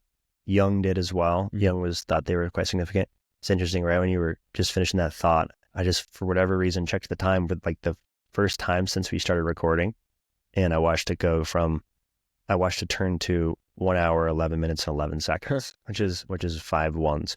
Yeah. Which is just a weird synchronicity. Yeah. So I think of that as kind of weird, but also you could have you can overdo it with the numbers. yeah. Pattern recognition. So that's where it turns into mania, Mm-hmm. Because synchronicity is like opening your mind to those patterns. And I think when it comes to living a more flow-based life, being able to follow those signals is really important. And also just a fun way to live, when you're like giving faith to the universe. Yeah. And I lost my train of thought. So you go past the pity log. Yeah. No, sorry if I'm distracting you. I can't find out why this nicotine lid lines up. It's going to brute force it. Be responsible, kids. Nicotine's addictive. No, it's like it is the best nootropic, though. For sure. It really is. I will go some as well. Okay. Go ahead. But like the idea of getting lost in the mania of the pattern recognition. Yeah. And when you open yourself up to this, you start to see these patterns, but it's very easy to lose your ability to make sense of these patterns or to walk the tightrope between visionary embrace and radical skepticism. And when you see patterns everywhere, that's when you start to lose your mind. And I've met people who legit follow that too far. Yeah, because if then you start, you end up in a sort of chapel's perilous, is what he calls it. Yeah, which is where you're in your sort of funhouse hall, like funhouse mirror hall, right? Like where you're trapped in a reality that is where you've lost your tether to baseline reality, which is like, if you're an astronaut and you're out on a spacewalk, you need the tether to keep you fucking where you can get back to the ship. And if you can't get back to the ship being sort of mainstream reality or baseline reality or consensus reality, like where everyone can say like, this is what is happening, this is what's going on, or, and it might not be the whole story, it might just be the collective story about what is reality, but still being able to come back and find that and being able to be in some sort of coherence with most people instead of being like spinning out. Yeah. I think that's a lot. So like we've been talking so far about what is like a grounded, solid practice of this hedonic path, how you can do it in the way that manages the risks, but is also in line with wisdom. Something I like to think about is, what does the most extreme edge of hedonic practice look like? And I think about how similar the line between genius and crazy blurs. And I sometimes think about, like, if you're really looking to send it, in many ways it's an art of how far can you take it out of consensus reality and still bring it back and stick the landing. That's Yeah. And that's like, what does it look like to be on the extreme edges? I really like how you use that, because now it's bringing me back to your first or your earlier question, which is like, what's my vision for like the business side, or like how am I integrating it into the market? Like integrating this sort of like, I don't know what you would call it, like it's sort of like abstract and idealistic, and it's sort of like this idea space of like true north, and then like storytelling, and we were talking about sense making and soul searching and stuff, and the ideas of weaving together, creating liberating structures for a more beautiful world. It's like that's it, right? And explore consciousness, expand culture, like super like simple, but also a lot. And it's like, how do you actually bring that into the market, right? So I was just thinking about, that just sparked that back up, Yeah. So, And what's still alive for you in that question? well, so when I opened up True North Float in St. George, it was just the next right thing to do, right? And I didn't know where it's going to go from there, really. Like, I didn't know if it's going to be like scaling a float center business, or whatever, like trying to do some sort of franchising thing and grow this business or something. And it was more just like, I just know that this is a good thing that should be shared, and I want to share it with people that I love. So it has to be in St. George because that's close to people that I love.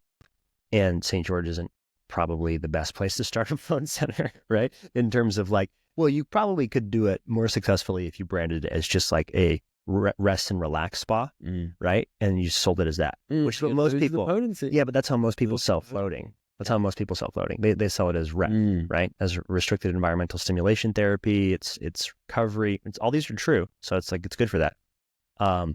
But the float tank is so much more than a fucking spa. It's like John Lilly wasn't hanging out there with like he wasn't just like having a spa day. He was like full psychonaut mode, like to the nth degree. Like that guy blasted out deeper than most, right? Probably too deep. Probably had a hard time with the tether coming back because I don't know if he didn't have the right structures or what. Or if he just taking like 300 or 400 micrograms of acid and then plus however much ketamine and then just jumping into like an 8-hour float experience. Like, I don't know if that changes you permanently. I mean, hard to stick the landing. Hard to stick the landing. It's like this. It would change you permanently. It's like this Christopher Bache book that we read. Yeah. Right? Because we did this FGP book club. Who recommended the book? I mean, it was a great book. I can't remember. I mean, people have been talking about it for a long time in the community. Yeah. So. Do you want to like just quick tangent on the book? Yeah. Like so what? I guess, and I'd like your assistance in describing it. So I would say, Christopher Bache is professor of comparative religion out in Yale or somewhere out east. And philosophy. And philosophy. But what he did was he took 60 high dose acid trips. So this is like 600 micrograms, like 6 tabs. I think it was like 78 trips. Yeah. He took 78 on very high doses with a very clear intention and a very strong integration. And it was also over decades. Yeah. And while at the same time, like having a deeply focused study of religion to compare it to build these maps. And this book is essentially him building a map of these spaces and also kind of documenting his journey into collective consciousness as well. Yeah. So just to unpack that, as well said.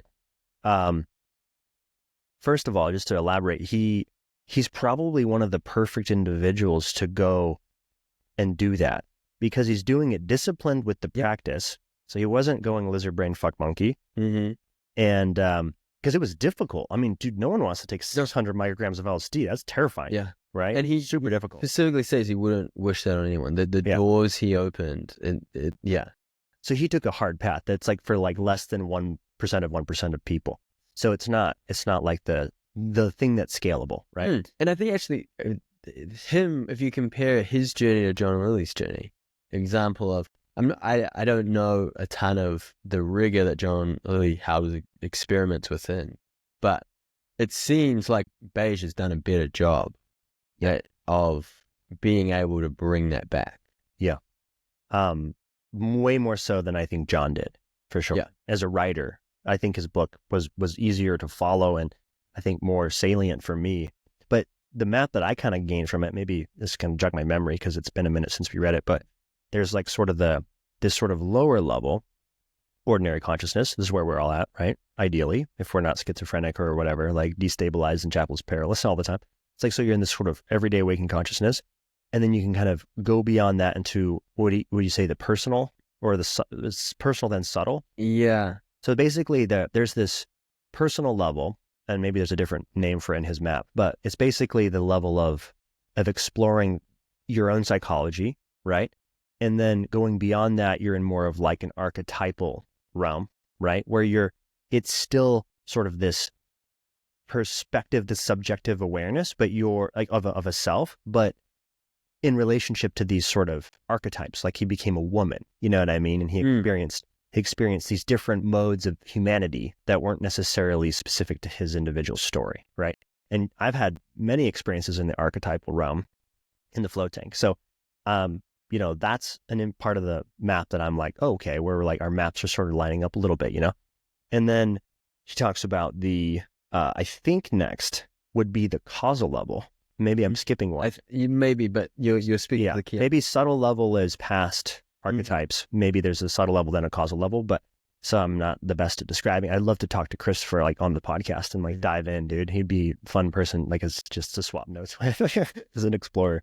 But like, so he's then mapping this causal level, which is sort of like causal reality. It's like where the illusion of being separate from reality is gone. So there's this sense of oneness. You know what I mean?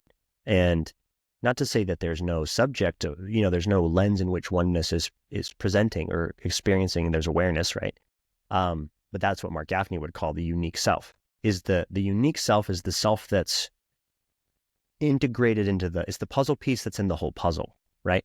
And the whole puzzle is causal consciousness. The whole puzzle is the one, the true self.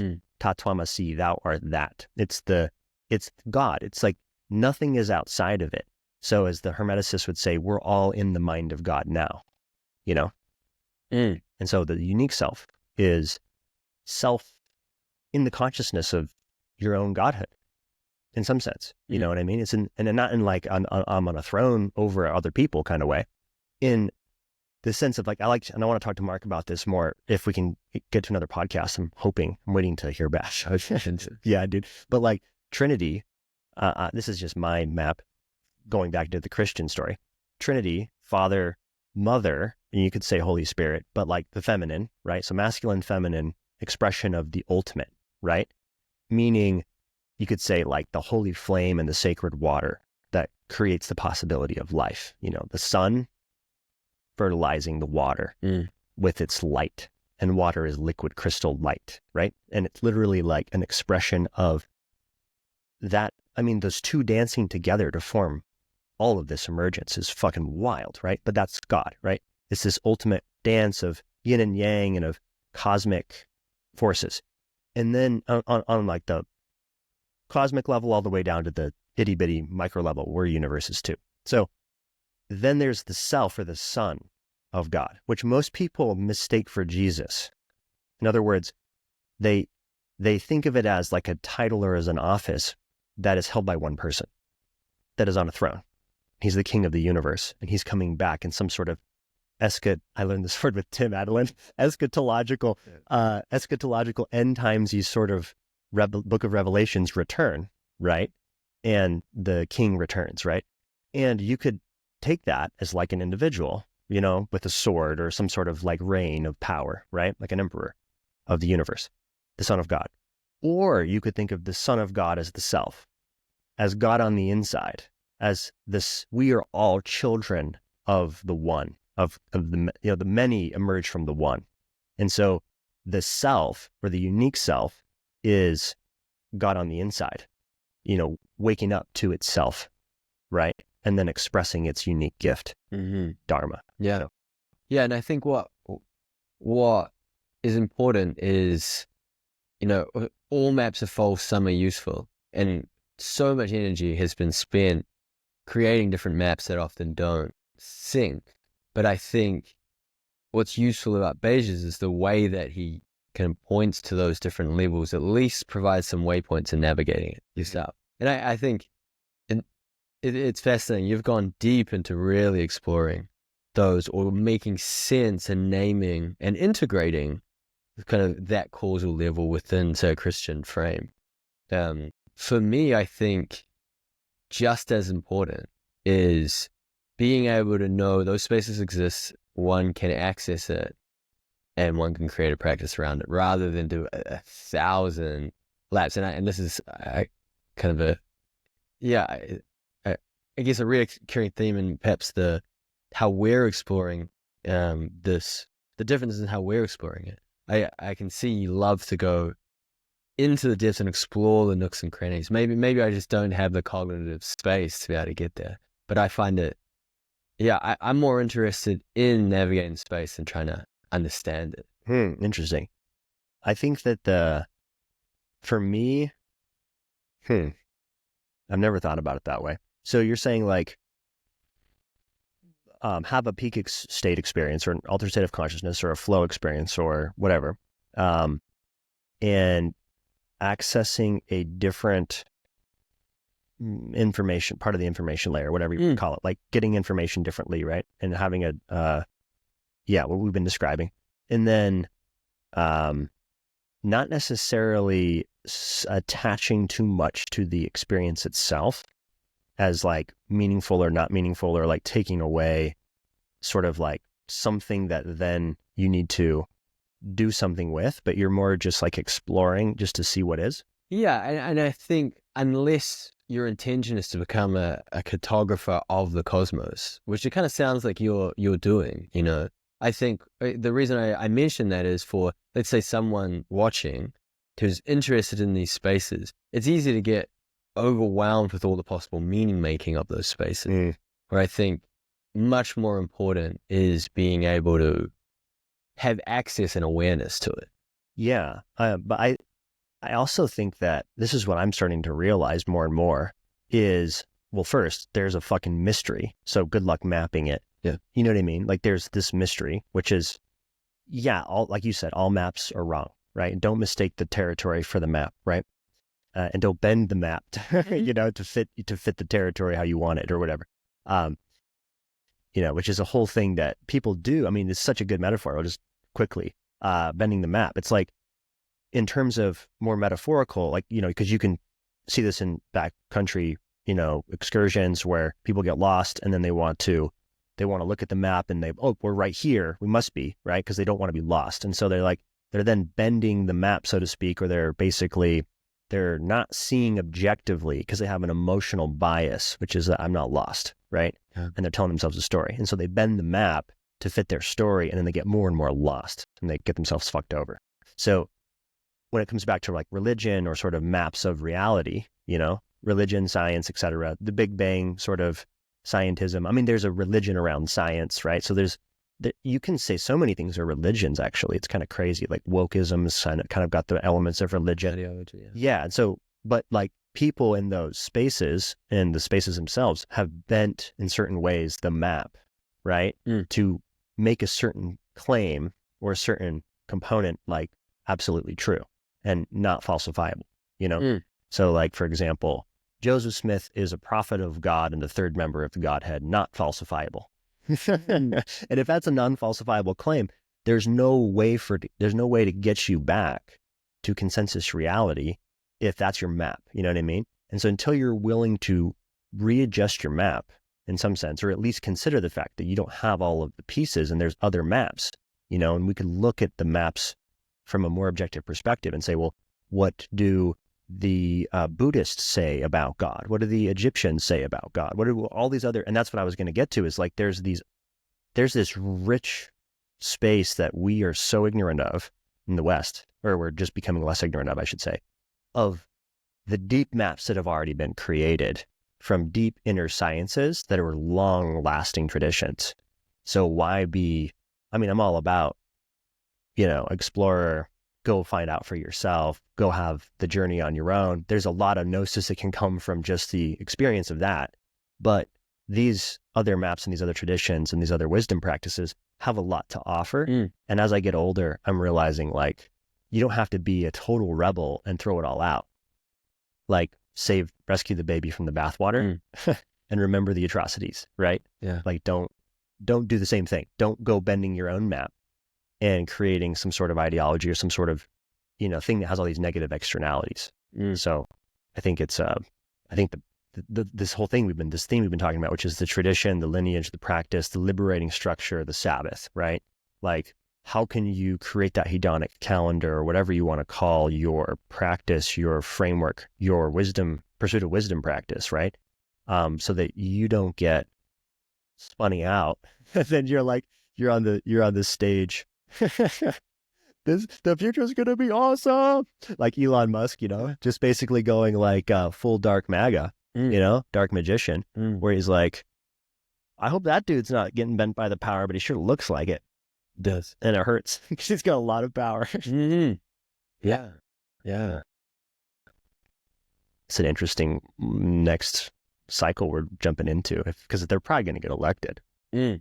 I just feel like that's what's coming. Yeah. And I don't know. It kind of, We want to mic up a bit. Sorry, this mic. I should have given you this mic.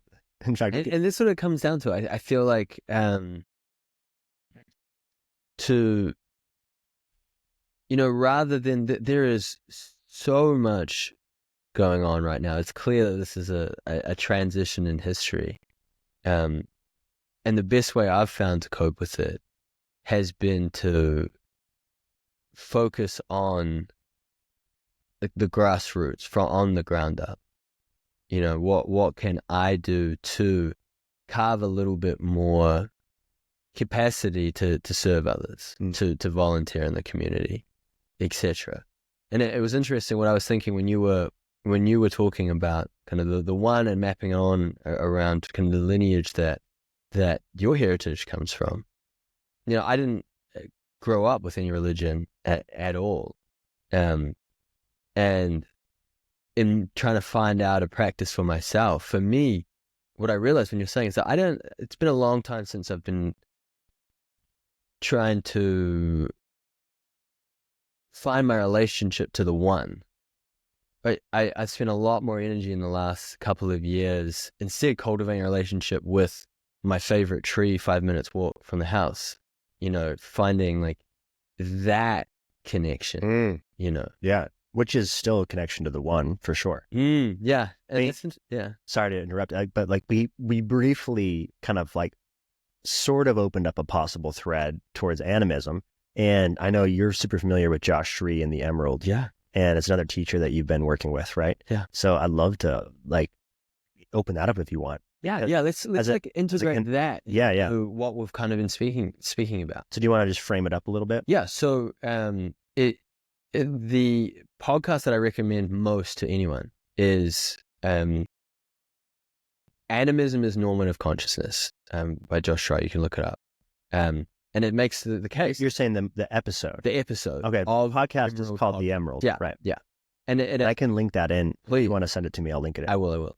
And it makes case that for 98% of our species history, the default operating system is the world is alive around us. It's only for the last 1-2% that we have created a separation of there is man and there is the resources for us to utilize. Just quick punctuation. If you look at the new evidence suggesting the human story and the deep past, I'll bet you it's less than 1%. Yeah. We got a long history. But regardless, it's funny. We think that, we've evolved past animism, that it's not true. But if you look at our hardwiring, we've really just created this separate materialism around it. And I'm not knocking materialism at all. I think the science is one of the greatest inventions we've ever had. However, in terms of just our hardwiring with how we interact around the world, with the world around us, that's a sense faculty that has gone offline that we've completely dulled. And so, the Emerald is pointing to how that shows up. And I just finished a year-long program with them, and it very much aligns with a hedonic practice. The way I describe it is, predominantly leading into that course, my access to these states was through cannabis, psilocybin, LSD, etc. And I see that as TNT for exploring conscious states. You're really launching yourself and really disrupting that space, which is powerful. However, these ritual practices and Josh he's studied many different traditions over his life, and he integrates them well, and is almost like crafting a scalpel to investigate these inner spaces. So a great example would be a ritual is to create an object of devotion. For me, I took a stone from the Otaki River, and in New Zealand, the Māori practice, which I learned as a 6-year-old, which is really cool, was you introduce yourself based on your mountain and your river. And I'm from the Tararua Mountains and the Otaki River. And so for this practice, I took a stone from the Otaki River where the river comes down from the Tararua Mountains. And a practice would be for an hour, you're bathing this rock in water. And it's, it's like meditation. It's a stillness practice, but it is wild what it opens up in terms of that connection. And it takes it's taken a year of practice just for me to be able to see the map of what's possible. And I think it's going to be one of my key kind of informing practices around my daily, weekly rituals. Because in crafting and the scalpel, you have a lot more nuance to explore these spaces of consciousness. And yeah, that's what I found most potent. So the journey of, let's say, climbing the mountain that you're from, or that's the sacred mountain of your home, and then taking a stone down to the sacred river, stream, or spring, or whatever it is of your home, sacred water, and then like bathing the rock from the mountain in the spring or the water in the river, and connecting with just the elemental forces of your home, of like what the land and the water are, and like your roots in some sense, right? Yeah. And why it's powerful is that what I can feel is these faculties that are deeply encoded in my biology are starting to come alive. So take, for example, like the tongue evolved to be able to taste what is poisonous. And we I think it's called exacted, as John Vivek would say, to using it for language. But that's a so it wasn't designed for language originally. Yeah. And that speaks to an example of we have the technology to be able to do this. So mind-boggling. It's wild how long, whether one could get it. But regardless, another example, like in going for a wander and seeing some tracks of, let's say, what could be a mountain lion in this area. For 98% of our history, we were deeply in tune with that. And you can feel a sense faculty starting to come alive in that practice. Yeah. No, it's like intuitive. Yeah. There's a hunter inside of... Yeah, inside of everyone. And we've just cemented over top of it. Yeah. Tragically. Yeah. It's a bummer. I can't help but point out how crazy it is to me. Like the fact that our tongues evolved to, do other stuff, eat food, taste poison, whatever. Like, so pre-language, we had tongues, right? So there's like this evolutionary story of the tongue, which then becomes readapted to speech and language, which is like, whoa, the genius of nature, because we're the most unique species because of our tongues, because of language. Language is sort of what's created all this, like story and building superstructures out of words, which create currencies and markets and nations and all the things, and it created coherence at the level of collectives, right? People will march under a banner to their death, because of stories, which is crazy. Yeah. That's funny. Yeah. Trippy. So take me back. Where were we at? Like retrace our steps. Animism. Oh yes. Thank you. And so, yeah, I think if we've been speaking about what are some of the practices to bring us inspiration, healing, and connection, and how do we create an intentional practice around that. For me, I've found most valuable, and for connecting to sacred but also recharging myself, is just cultivating a deeper connection with the more than human world around me. Yeah. Yes. And by changing the story to that, first of all, it's not a dead universe. It's all alive. Yeah. It's teeming with life. And then you start relating with everything else as your relations. But it's more than just a story. At the level of culture, it's absolutely a story. But at the level of one's individual connection, that's sensory. Yeah. And that's an example of just that ritual of taking something like a rock and committing to, even if it's 20 minutes, like that practice of just full attention, pouring water over top of it, it unlocks kind of that connection, that deeper sense. Yeah, I'm going to explore with that because I know the perfect mountain and the perfect water. So it's like, I want to go experience that. That's like a pilgrimage. So to speak to like how you can integrate that into hedonic practice. So one of these experiments that we got encouraged to do within the course was to essentially push our limits of the friction of doing something hard to see what opens up from it. And so what I designed was I live in Squamish, British Columbia, and one of the rivers that flows through Squamish is called the Mashita River. And I fasted for a day. I'm not very good at fasting. So I fasted for a day. That was for me. And then ran up the trails of this river, found a spot off trail, which you could tell humans hadn't been for a long time. And I sat in a spot and just played a shaker. What do you call it? A rattle? A rattle. Yeah.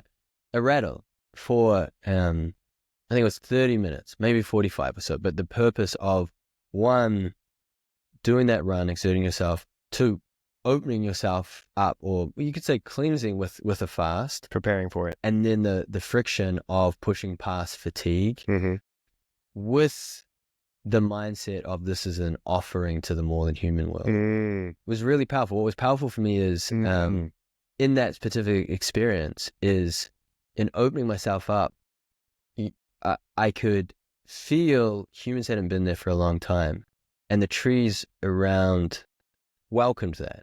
What I realized was one of my kind of default feelings was that, our relationship, if you were to try and empathize with the tree, a lot of it would be like, those fucking humans, man. Yeah.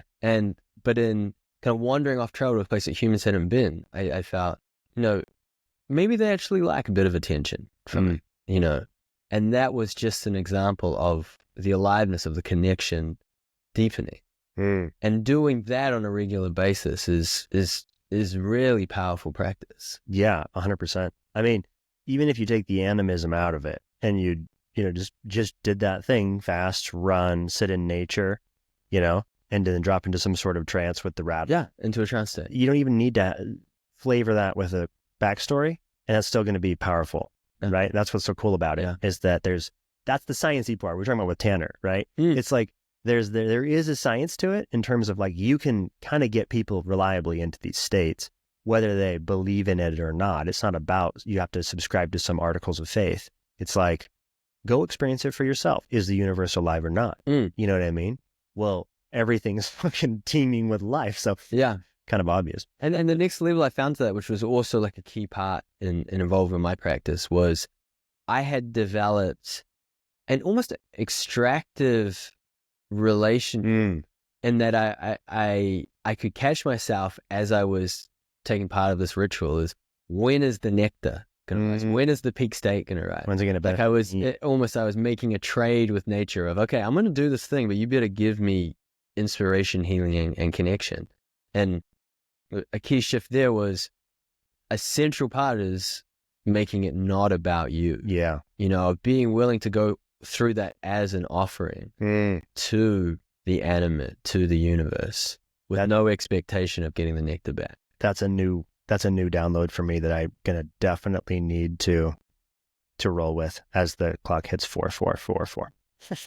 But basically, yeah, like you're totally right. Like I did this little 3-day fast / pilgrimage up the mountain near Vegas, Mount Charleston. There was I don't know if you heard about it, but there was like this hurricane that had hit San Diego that like traveled all the way enough to Vegas, like to inland. Then it hit the mountain there. Vegas didn't get super flooded, but the mountain did. And so the mountain just got like this torrential downpouring all at once, and it flooded the town and like washed out the main road and caused all this damage. And it was crazy, knocked over tons of trees.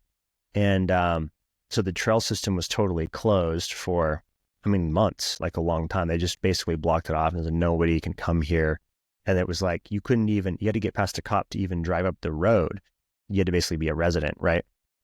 And somehow we got past the cops and Lily dropped me off, and I'd been started fasting, and I just did a 3-day or 2 or 3 day fast, whatever it was, 2 nights on the mountain, and climbed to the top of the mountain and spent time doing what you're talking about, connecting.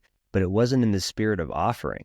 It was in the spirit of kind of soul searching and like getting my own answers, about Vegas, about the next chapter of my life and this kind of thing. I was really conflicted at the time about, do we commit to more time living in Las Vegas, right? And because I'm like, there's a huge tax to being in Vegas, right? Yeah. Vegas. So it's like, there's a cost, but there's also opportunity. And I just wrestled with that on the mountain and then made the decision to stay, because it's like, fuck, man, if there's anywhere that could use some, I don't know, love, like new consciousness around the culture there, it'd be Las Vegas for sure, right? I'm not saying like I'm some savior of Vegas trying to fix it, because I can't, even if I wanted to. But the point is like, to do that in an offering, fuck, man, I don't know when the last time someone did that on Mount Charleston was. Yeah. I mean, hopefully it's not that long ago, because there's natives that live not too far away, so they probably do. Yeah. Mm-hmm. That's I'm going to take that to the next one. Yeah. So what's that? And this is kind of like me trying to adapt the 7 directions as well. It's the animate universe. It's bringing life, it's like, in the East, there's living beings, there's living spirits in the East, right? Yeah.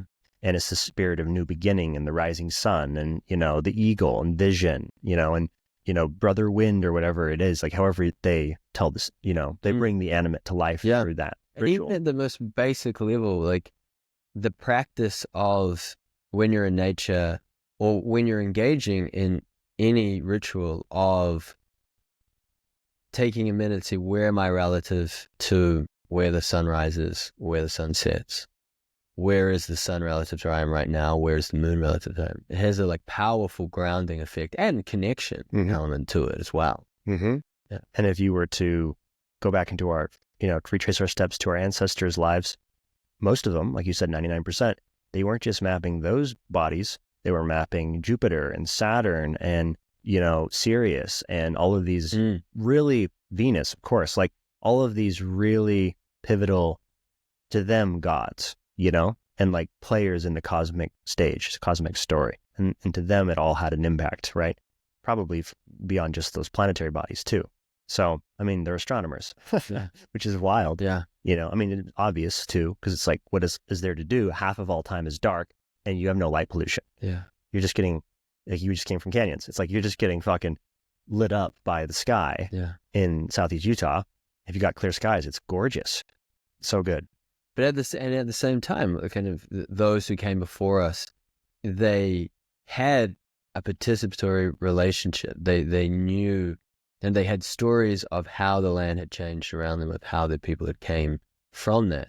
And that has, if we're like talking back to just the utility that provides in one's vitality and one's connection, it's a deep grounding sense that modernity kind of has lost its connection with. 100%. And it's like back to that metaphor that Gaffney uses, the puzzle piece fitting into the puzzle. You now fit in and you belong to a greater whole, a greater story, a greater web of interbeing, a web of relationships and relations of, spirits and guardians and all these different archetypes and components and real material reality too, like there's such a practical element of this, which like, I think, we were talking about it before, which is like, if you don't have that animate water, what the fuck are we doing? If you don't have animate water, we have poisoned water. We have dead water, I mean, that's what it is. A commodity is just it's a fucking dead thing. It's a number and a spreadsheet in your bank account. You know what I mean? It's just an asset. And so you can get a company, a corporation, which doesn't have any animate driving awareness. It doesn't have any awareness at all. It doesn't have any self-consciousness. But what it has is a profit driving mechanism of maximize money on money return quarter after quarter, year after year, as much as possible, and actually a legal obligation to optimize for shareholder interest, right? Meaning the CEO will get booted and sued if he doesn't do the thing. And then you get companies like Nestle going to the Great Lakes and just like fucking for pennies, stealing all the water and putting it into plastic and selling it as a commodity across the planet and creating plastic pollution everywhere. And this is profaning the sacred fundamentally, right? If water's sacred and it should be the one thing that I think we can all agree upon should be sacred. How could it not be? It's the only thing that's on earth, the magical ingredient of why Earth is a garden and a paradise of life in the vast cosmos, right?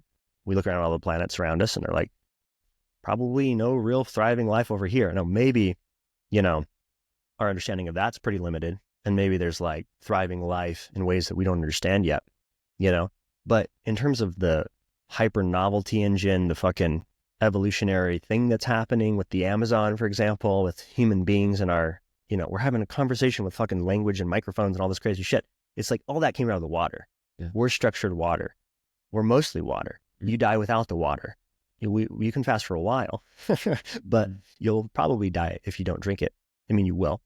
So, there's breatharians and stuff, but I'm skeptical of anyone who can go without water, right? So water is life.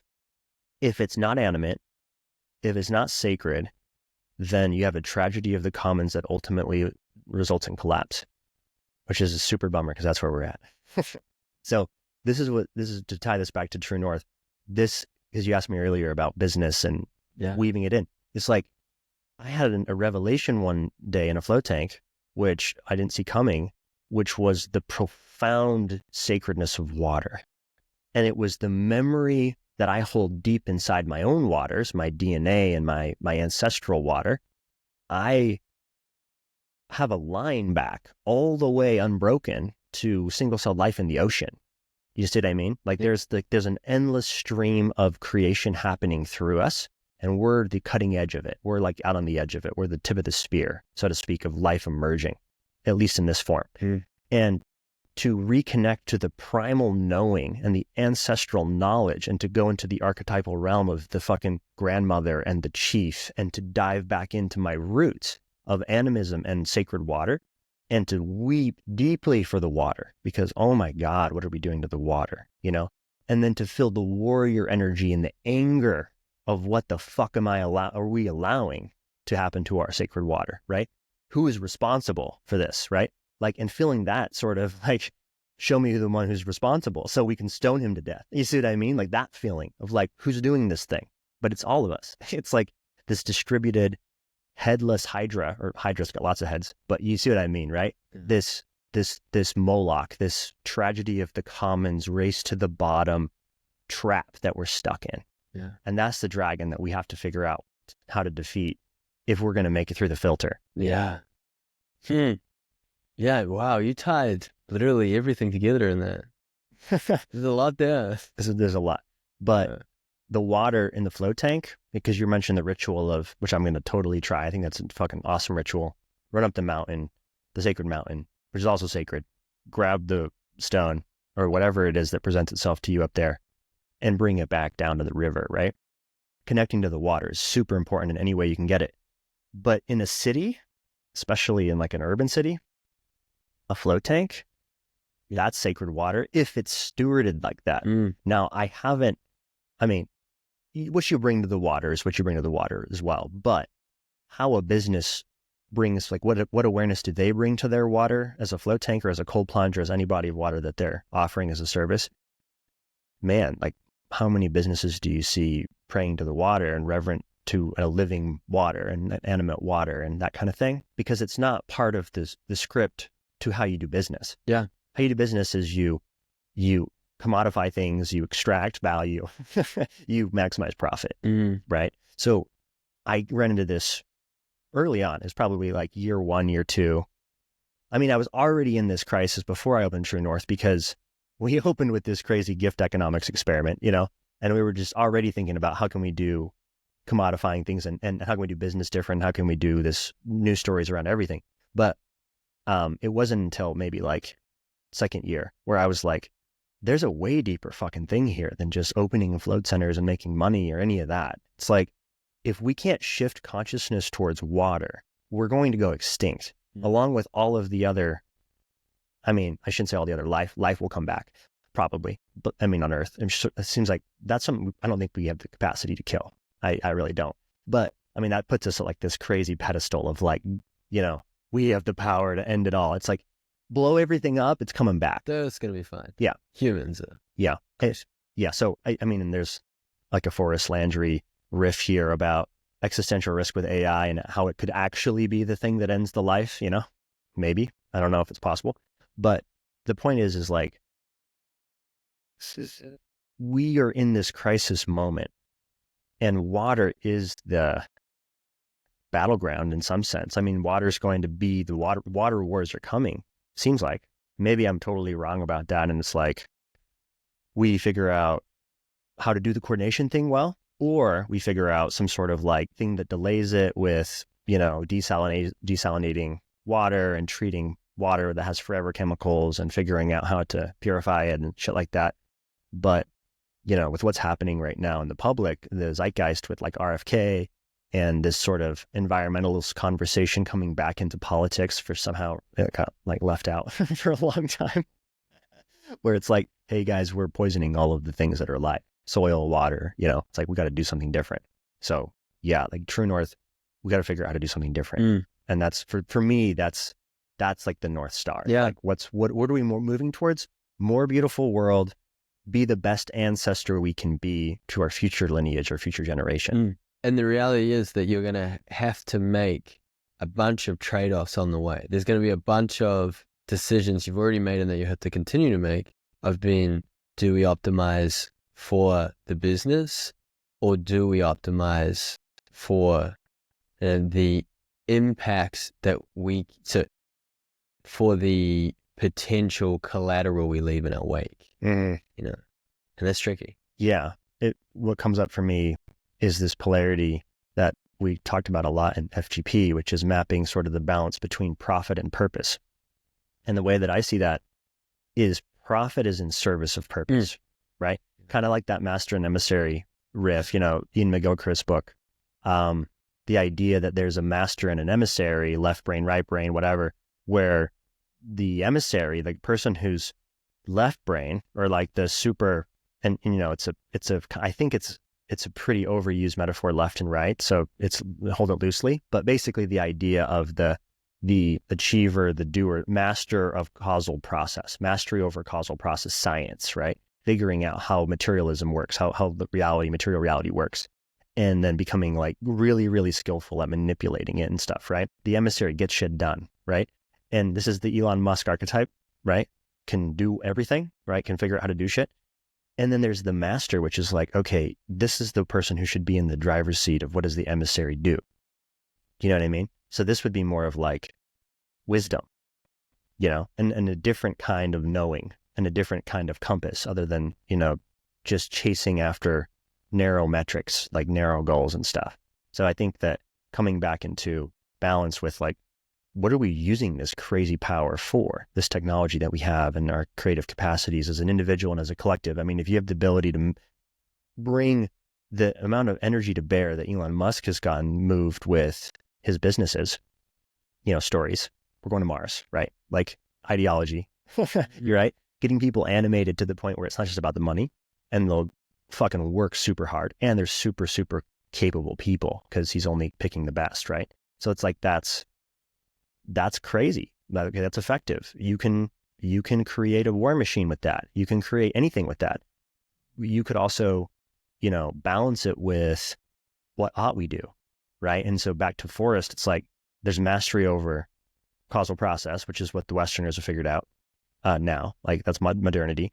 And then there's mastery over change, which is what our ancestors figured out with hunters and gatherers, like figuring out how to flow with nature and how to adapt to every niche on the planet and roll with like disasters. Like our ancestors all survived these bottleneck moments where everything got fucked, like the Younger Dryas and stuff, and all these like crazy myths and throughout all these cultures of this disaster. Like we've adapted to change. But then his third thing of his triple is choice. And if we don't become masters of choice, we self-terminate. So that to me, it's like, okay, Elon, you can shoot rockets up, you can get on the biggest stage, you can, take over, and you're capable. And it's like, okay, gold star for you. what ought we do? You know what I mean? And what's the wisdom behind that other than just like Guardians of the Galaxy or whatever fucking sci-fi you grew up on? You know what I mean? Yeah. Mm-hmm.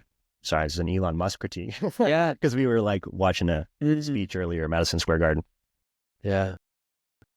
I'm not sure where to take it from there, man. Well, do we have an open thread that I forgot to circle back to? Because like, okay, so if you're down for it, this was kind of the tarot card, and this is sort of like what I wanted to hear your signal on. And then if you want, this could be, we could start to wrap. Okay, so I've got this sort of little seed, right? The little seed is, say, True North Project, right? And to me, over the last few years, I've been able to get that seed pretty distilled, where I think I understand it pretty well. Mm-hmm. And the seed has started to grow, and I've watered it. We've been, of course, water. Like we've been sort of nurturing it. The float tank's been huge for that in the way of like inspiration and bringing in new iterations, new ideas. And then from the seed comes the flower, and then the flower comes the fruit, right? All this is like sacred geometry, and our logo is sort of like the seed, and it's, the seed of life. Like we're building the brand around that and growing this sort of seed, which I think is a powerful, liberating structure for anyone. Just side note, if you wanted to play with sacred geometry and just go draw the seed of life, I highly recommend it. It shifts consciousness for sure. And then you can start to use the seed. I mean, this is just something that emerged accidentally in a way, that just exploration with me, post float and shit, fucking around. But like drawing words and ideas into the circles, and then seeing how they play off of each other, where they overlap, and how the geometry brings it together. And then out of nowhere, shit starts emerging out of the seed, because it inspires you like, okay, so these outer 6 circles are our core values. These inner 6 circles are our roadmap, or whatever it is, and you can start to like, I don't know. I just think that it's fascinating. But that all said, now I feel like I'm ready more towards, I feel like I'm moving more in towards fruit, like time to bear some fucking fruit, time to harvest, which is what that 7 of Pentacles is like preparing for, right? Yeah. So where I see True North going from here, if I can, by some miracle, make it happen, would be like bringing more and more of my focus into this. Like, this is what I get fired up about, like podcasting, conversations, co-exploration. Maybe it'll shift at some point where like something else is really alive, but this is something I really love doing. I really have been getting more and more into writing, and I want to explore that as a creative outlet, but basically just the storytelling component, bringing it to life in lots of ways. There's so much you can do now with art, so there's an art component to this brand, right? Where basically what I'm trying to do is bring this to life in a way that's way more scalable than just like, okay, we can service, I think we've had 6,000 people come through this space in the last 4 years and done 20,000 sessions, right? So that's like that's something, but it's not rippling out super far. So I'm thinking e-commerce store where we can kind of bring this self-discovery brand to life with cool illuminating products. And so like one component of the products would be self-discovery sacraments, right? And so the Lumi gummies fit in perfectly to this. They're federally legal. We can ship them nationwide, and they're powerful sacraments. I think that organic, high quality cannabis with all of the magic of cannabis included. So not leaving out the terpenes and stuff, but we're bringing it all in, and then doing that in an intentional way. If I could bring somehow intentionality to cannabis with the way that we present it to people and that we sell it to people and stuff, that'd be cool. But even just swapping people cannabis for alcohol, like getting rid of some of the poison for something better, that's also beneficial. So I think that what drugs a society does totally impacts what kind of the society it is, right? And we briefly mentioned like the Renaissance being a byproduct of caffeine, right? Like shifting from alcohol to coffee, and coffee house culture and science rising from that environment. Like what happens to, say, Utah when it swaps sugar for something like cannabis, And I'm not saying that it will, but cannabis will have an impact. whatever that is. There'll be externalities and there'll be negative consequences of that. And so I'm trying to be cautious and mindful about it too, and intentional with it. But I also feel like feels like the right thing to do. So anyways, psychoactive stuff, not just cannabis and Lumi. Eventually we'll do other stuff too, and bring tryptamines into it, and if we can, in an intentional way, safe, legal, all that. Well, I can't really speak to safe if I'm just sending it to someone, which is a problem, right? But you can invite them to come do it here, but that's like a tiny amount of people, right? So what do? Do you just not democratize it? That's an ethical question. Do you open source the mystery? You know what I mean? And give people like a map, right? Like a little bit of a structure. Now here's your at-home ritual box, right? Send someone a box with everything they need to have a powerful experience in a container that they can kind of create with some guidance and stuff. That's an idea. So the substances side, then there's the art side. Art shifts consciousness and culture. In my opinion, I think artists are always the ones at the tip of culture, tip of the spear. So just Art Drop, this is collab, super cool company that just replicates art and liberates art for artists. Basically, we're trying to kill the starving artist trope and make it not just like so you can thrive as an artist, and also so that art thrives and like ripples out and changes culture. Because regenerative protopian memes through visionary art, that's the vibe for me. Like I want to like a call for regenerative art, protopian visions of a more beautiful world. That is the type of art I want to sell, right? And then you've got media. So this, conversations like this, turn Instagram into a way to share, virtually share your art, right? Sell art as well. And then like that's just the visual stuff. And then you've got YouTube for more of like storytelling through film. And with AI film, that's getting more and more democratized, AI storytelling and stuff, and filming conversations. And I love to, there's really cool filmmakers I'd love to collaborate with and telling cool stories, So it's like, how can I create the right structure to democratize this enough where I can get the co-creative capacities of other people and not just have this extractive capitalist model to do that, because that's the way that we've generally organized folks, right? So then there's this, so that's the kind of the three tiers of the pivot to e-commerce or whatever you want to call it. And then I want to pivot the legal structure to a DAO. Have you ever heard of a DAO? I have. Yeah, I don't understand it. Okay. Sounds like a good idea. I don't understand. I don't understand it enough either, but it does sound like a good idea, which is basically a decentralized autonomous organization. And the idea being that like, could we, instead of having like a top down, like a pyramid shape for like a hierarchy, could we create something more like that sacred geometry, right? Where you have this sort of emergent, this balance, this symmetry, and this emergence that can occur from the synthesis of the collective. And what is our collective capacity if we can bring that online in like a way that really liberates individual sovereignty and creativity and still has the social sort of fabric and the story of value that you need to align towards a similar vision or same vision or whatever, So that's more of a long shot, but Utah did pass the DAO Act at the beginning of the year. And so Utah's trying to be crypto friendly. Utah's one of the first 3 states in the US to do this. So we could legit start a DAO. Yeah. And so what's the living question amongst what you're trying to bring in? What's the signal that you're looking for me? Yeah. So I love that we're having this chat because there's so many shared frames, which has been super fun. Yeah. And it's also just like, it means that I can, actually like, I think we've gone deep and it's been fun. But in this particular case, what I'm interested in is like, how do you see that kind of concept, right? Because we're talking about a decentral, like an ethical cult, essentially. We're talking about like a DAO, right? So we're talking about some sort of intimacy structure between humans that creates coordination and coherence, ideally, right? So now you're talking about failure modes like culty cult and, other failure modes, authoritarianism being the worst one, culty cult, right? But like, so failure modes there, do you see that as something that's like playing with fire or something that shouldn't be done in terms of trying to make this more of like a community-centric thing? You know what I mean? No, I think that's a beautiful vision. I think, so the question of, cannabis is a really powerful sacrament and it has potential to replace a lot of other sacraments, or even just in habits on the recreational side, that is going to do less harm. But at the same time, the sacrament is not going to do the work itself. It needs a container and practice around it.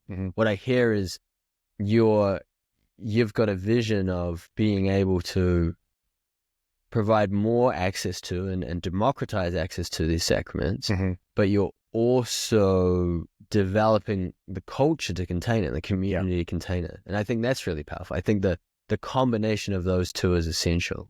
I think it's essential too.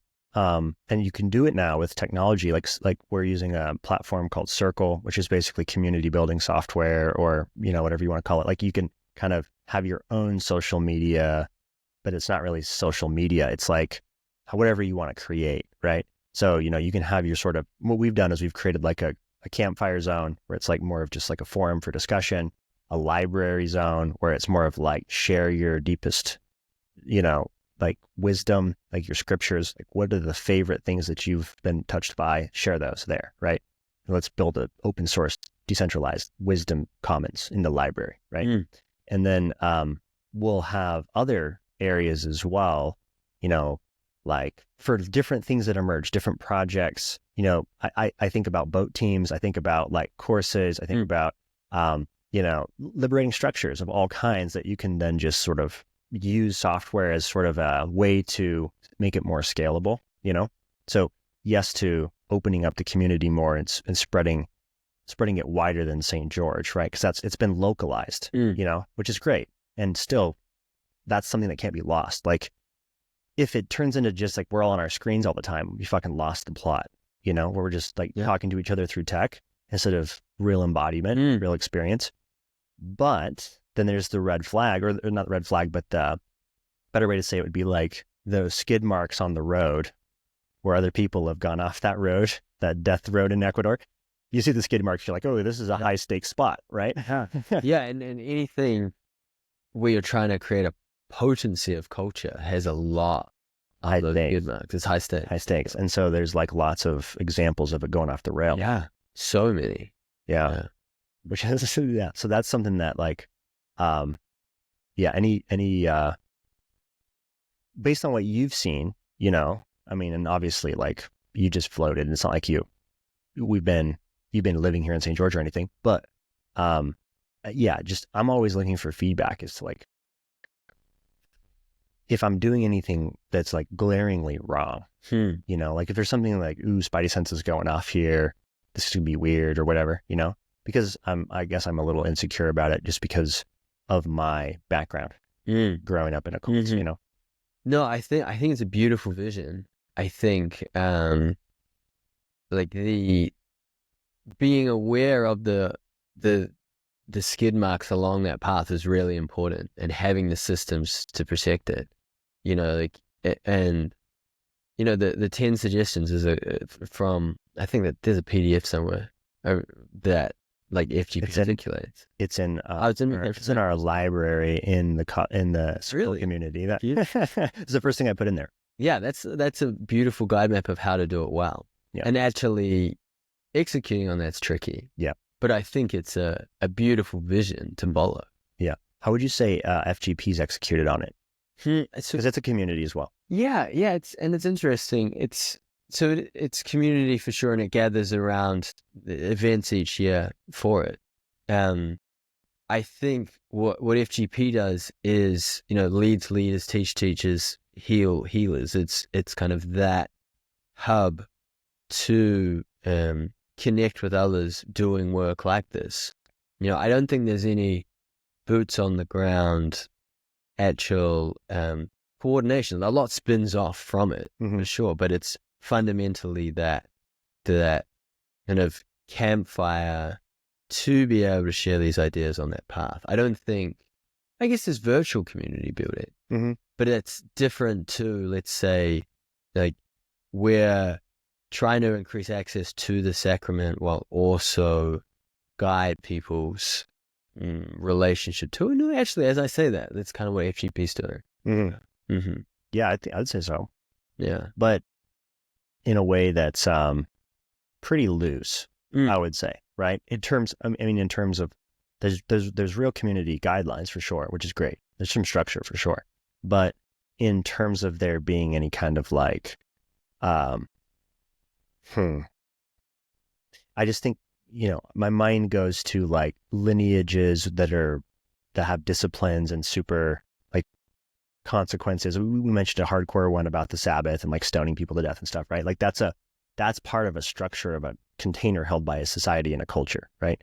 So that's like a cultural norm where it's like if the tribe steals from us or hordes, we throw them out of the tribe. Like we throw someone out of the tribe if they do that, or we all publicly murder them. But I guess, like, which is like a question on that exploration is, in the vision of community you're trying to build, what do you see as being similar and different to the community that's been built around FGP?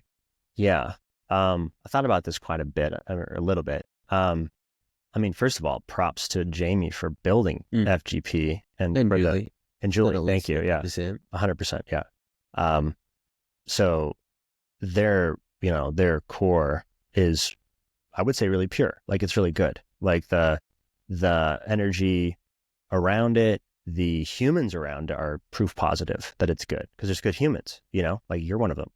So, and the FGP has opened up a powerful network of really cool humans that I've loved meeting, and everyone that I meet, I'm pleased to meet, and I'm stoked about that I get to drop in with them in whatever fashion it is. Like it's fun. You could just be in a city, like, I was in this kind of San Diego, Southern California area, and I just like ended up connecting with Danny. Just like dropped into his house and he like welcomed me in with open arms, and he was super cool. And like we'd been on book club conversations together before and stuff, but it was cool to get a little connection there. But I've gotten many other connections that have gotten even deeper with people I've had more time around, so that just props. Okay. And then also that the content itself outside of just the community is props as well. Very, very useful.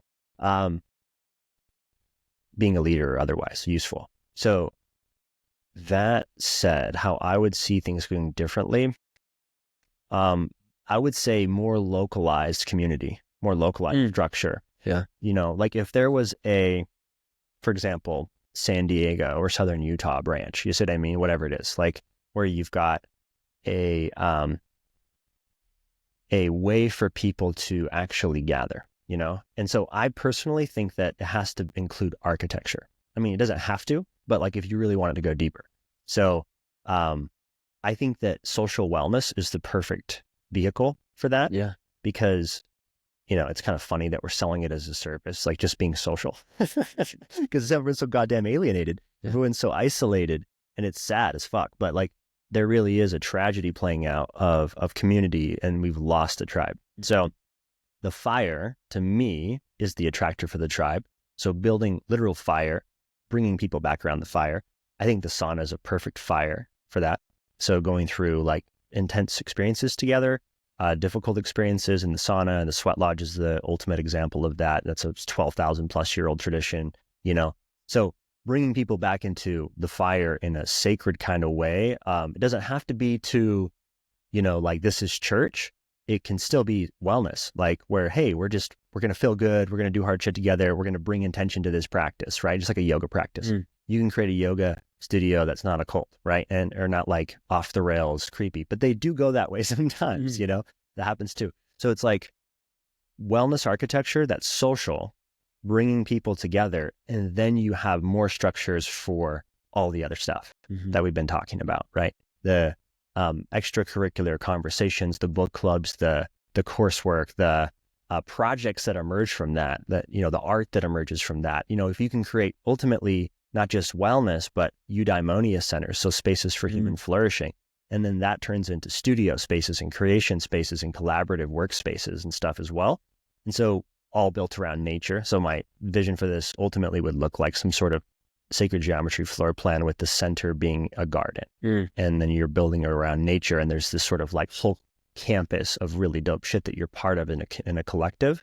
And then there's like a legal structure that's a DAO. So it's not like there's one person who's the leader, the patriarch or whatever it is, the person in charge, but it's distributed governance with proof of support tokens on a blockchain that we can sort of open source the wisdom of the collective in some meaningful way, hopefully. So like architecture holding it locally, that's what I feel like is the leap that I would like to see. One of the leaps, you know? Yeah. I think that's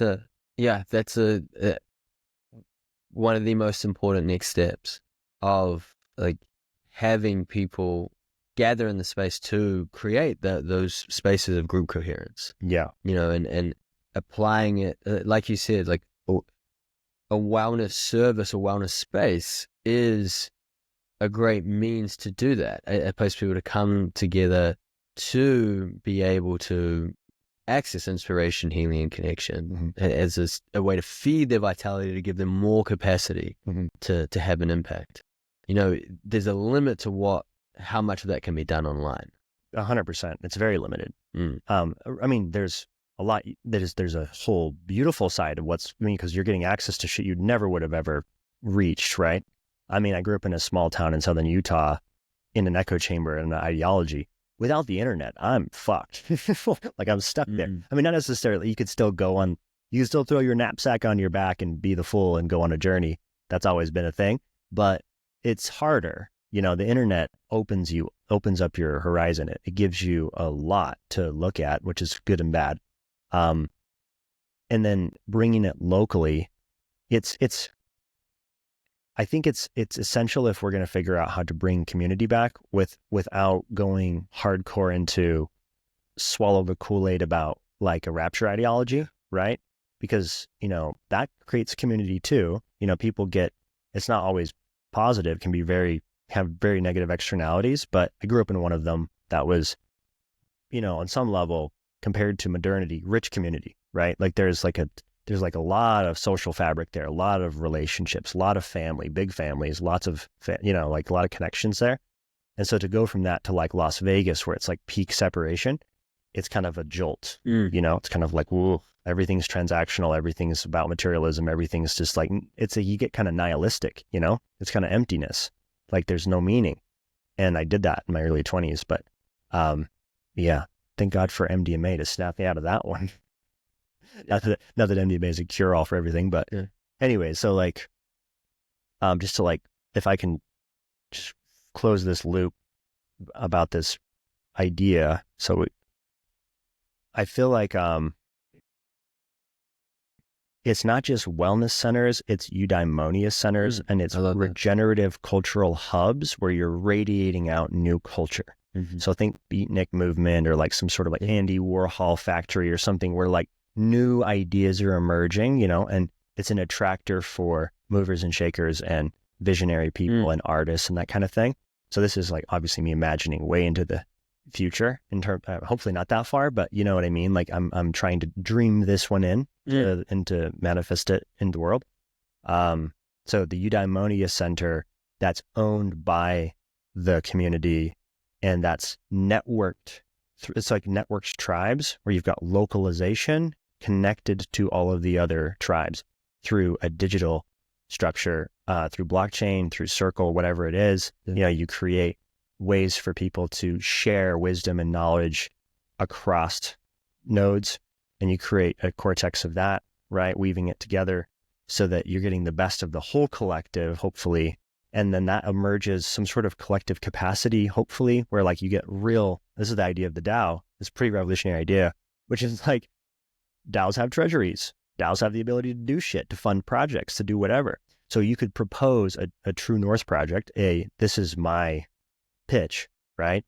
And you can get the signal of the collective on that in terms of a protocol. Yeah. And then you can fund it with a treasury. And then you can, you know, make a huge leap to solving the environmental crisis, you know, or something, just whatever it is, like whatever localized projects are emerging, you know, around those centers. So that now I'm in the realm of like the imaginal, right? Because this doesn't exist yet. Yeah. But I think it's a beautiful vision. Thanks. Yeah. So what about, let's just end with your vision / what's alive for you, what's next for you. I know you've got Mountain Whisper podcast. Yeah. Mountain Whispers is like my exploration into what it looks like to create an intentional practice for meaning and transformation and working with the outdoors. And so I chat to people cultivating these spaces, to kind of athletes at the extreme edge of kind of testing one's limits of endurance, fear, etc., and that, or other nature-based practitioners, etc., and trying to understand that. And yeah, for me, at least the contribution that I feel I can make is taking my own passion for that and understanding of kind of what was spoken about in the exponential, to see what is some signal for a practice one can develop to have a deeper connection with the more than human world around them, and use that as a way to kind of find meaning, to find vitality, and ultimately bring their best selves. Beautiful. Yeah. That's dope. Mm-hmm. Well, we should co-release this, and We should. so thanks for having me on your podcast. Yeah, man, it's been fun. Yeah, I want to check out your podcast more. I mean, I haven't like dove into it yet, so I'd love to.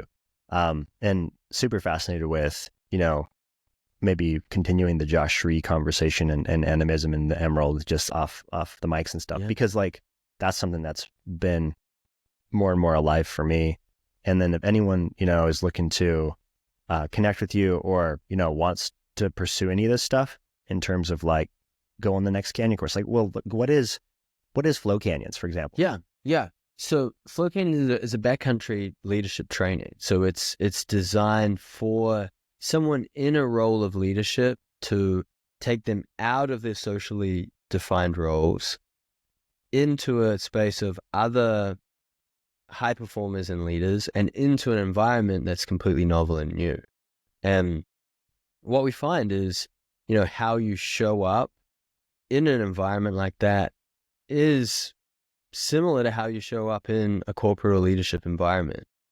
And it's in these experiences of challenging yourself, seeing your edges, but also having the access to awe, inspiration, and connection to nature is a powerful container for not just helping see the patterns or what's next for you to do, but also having that revitalization, having that removal from screens, and then also having that hit of inspiration of knowing, going past the limits of what you've previously experienced to see what you're truly capable of, and have that internal fire and go out after it.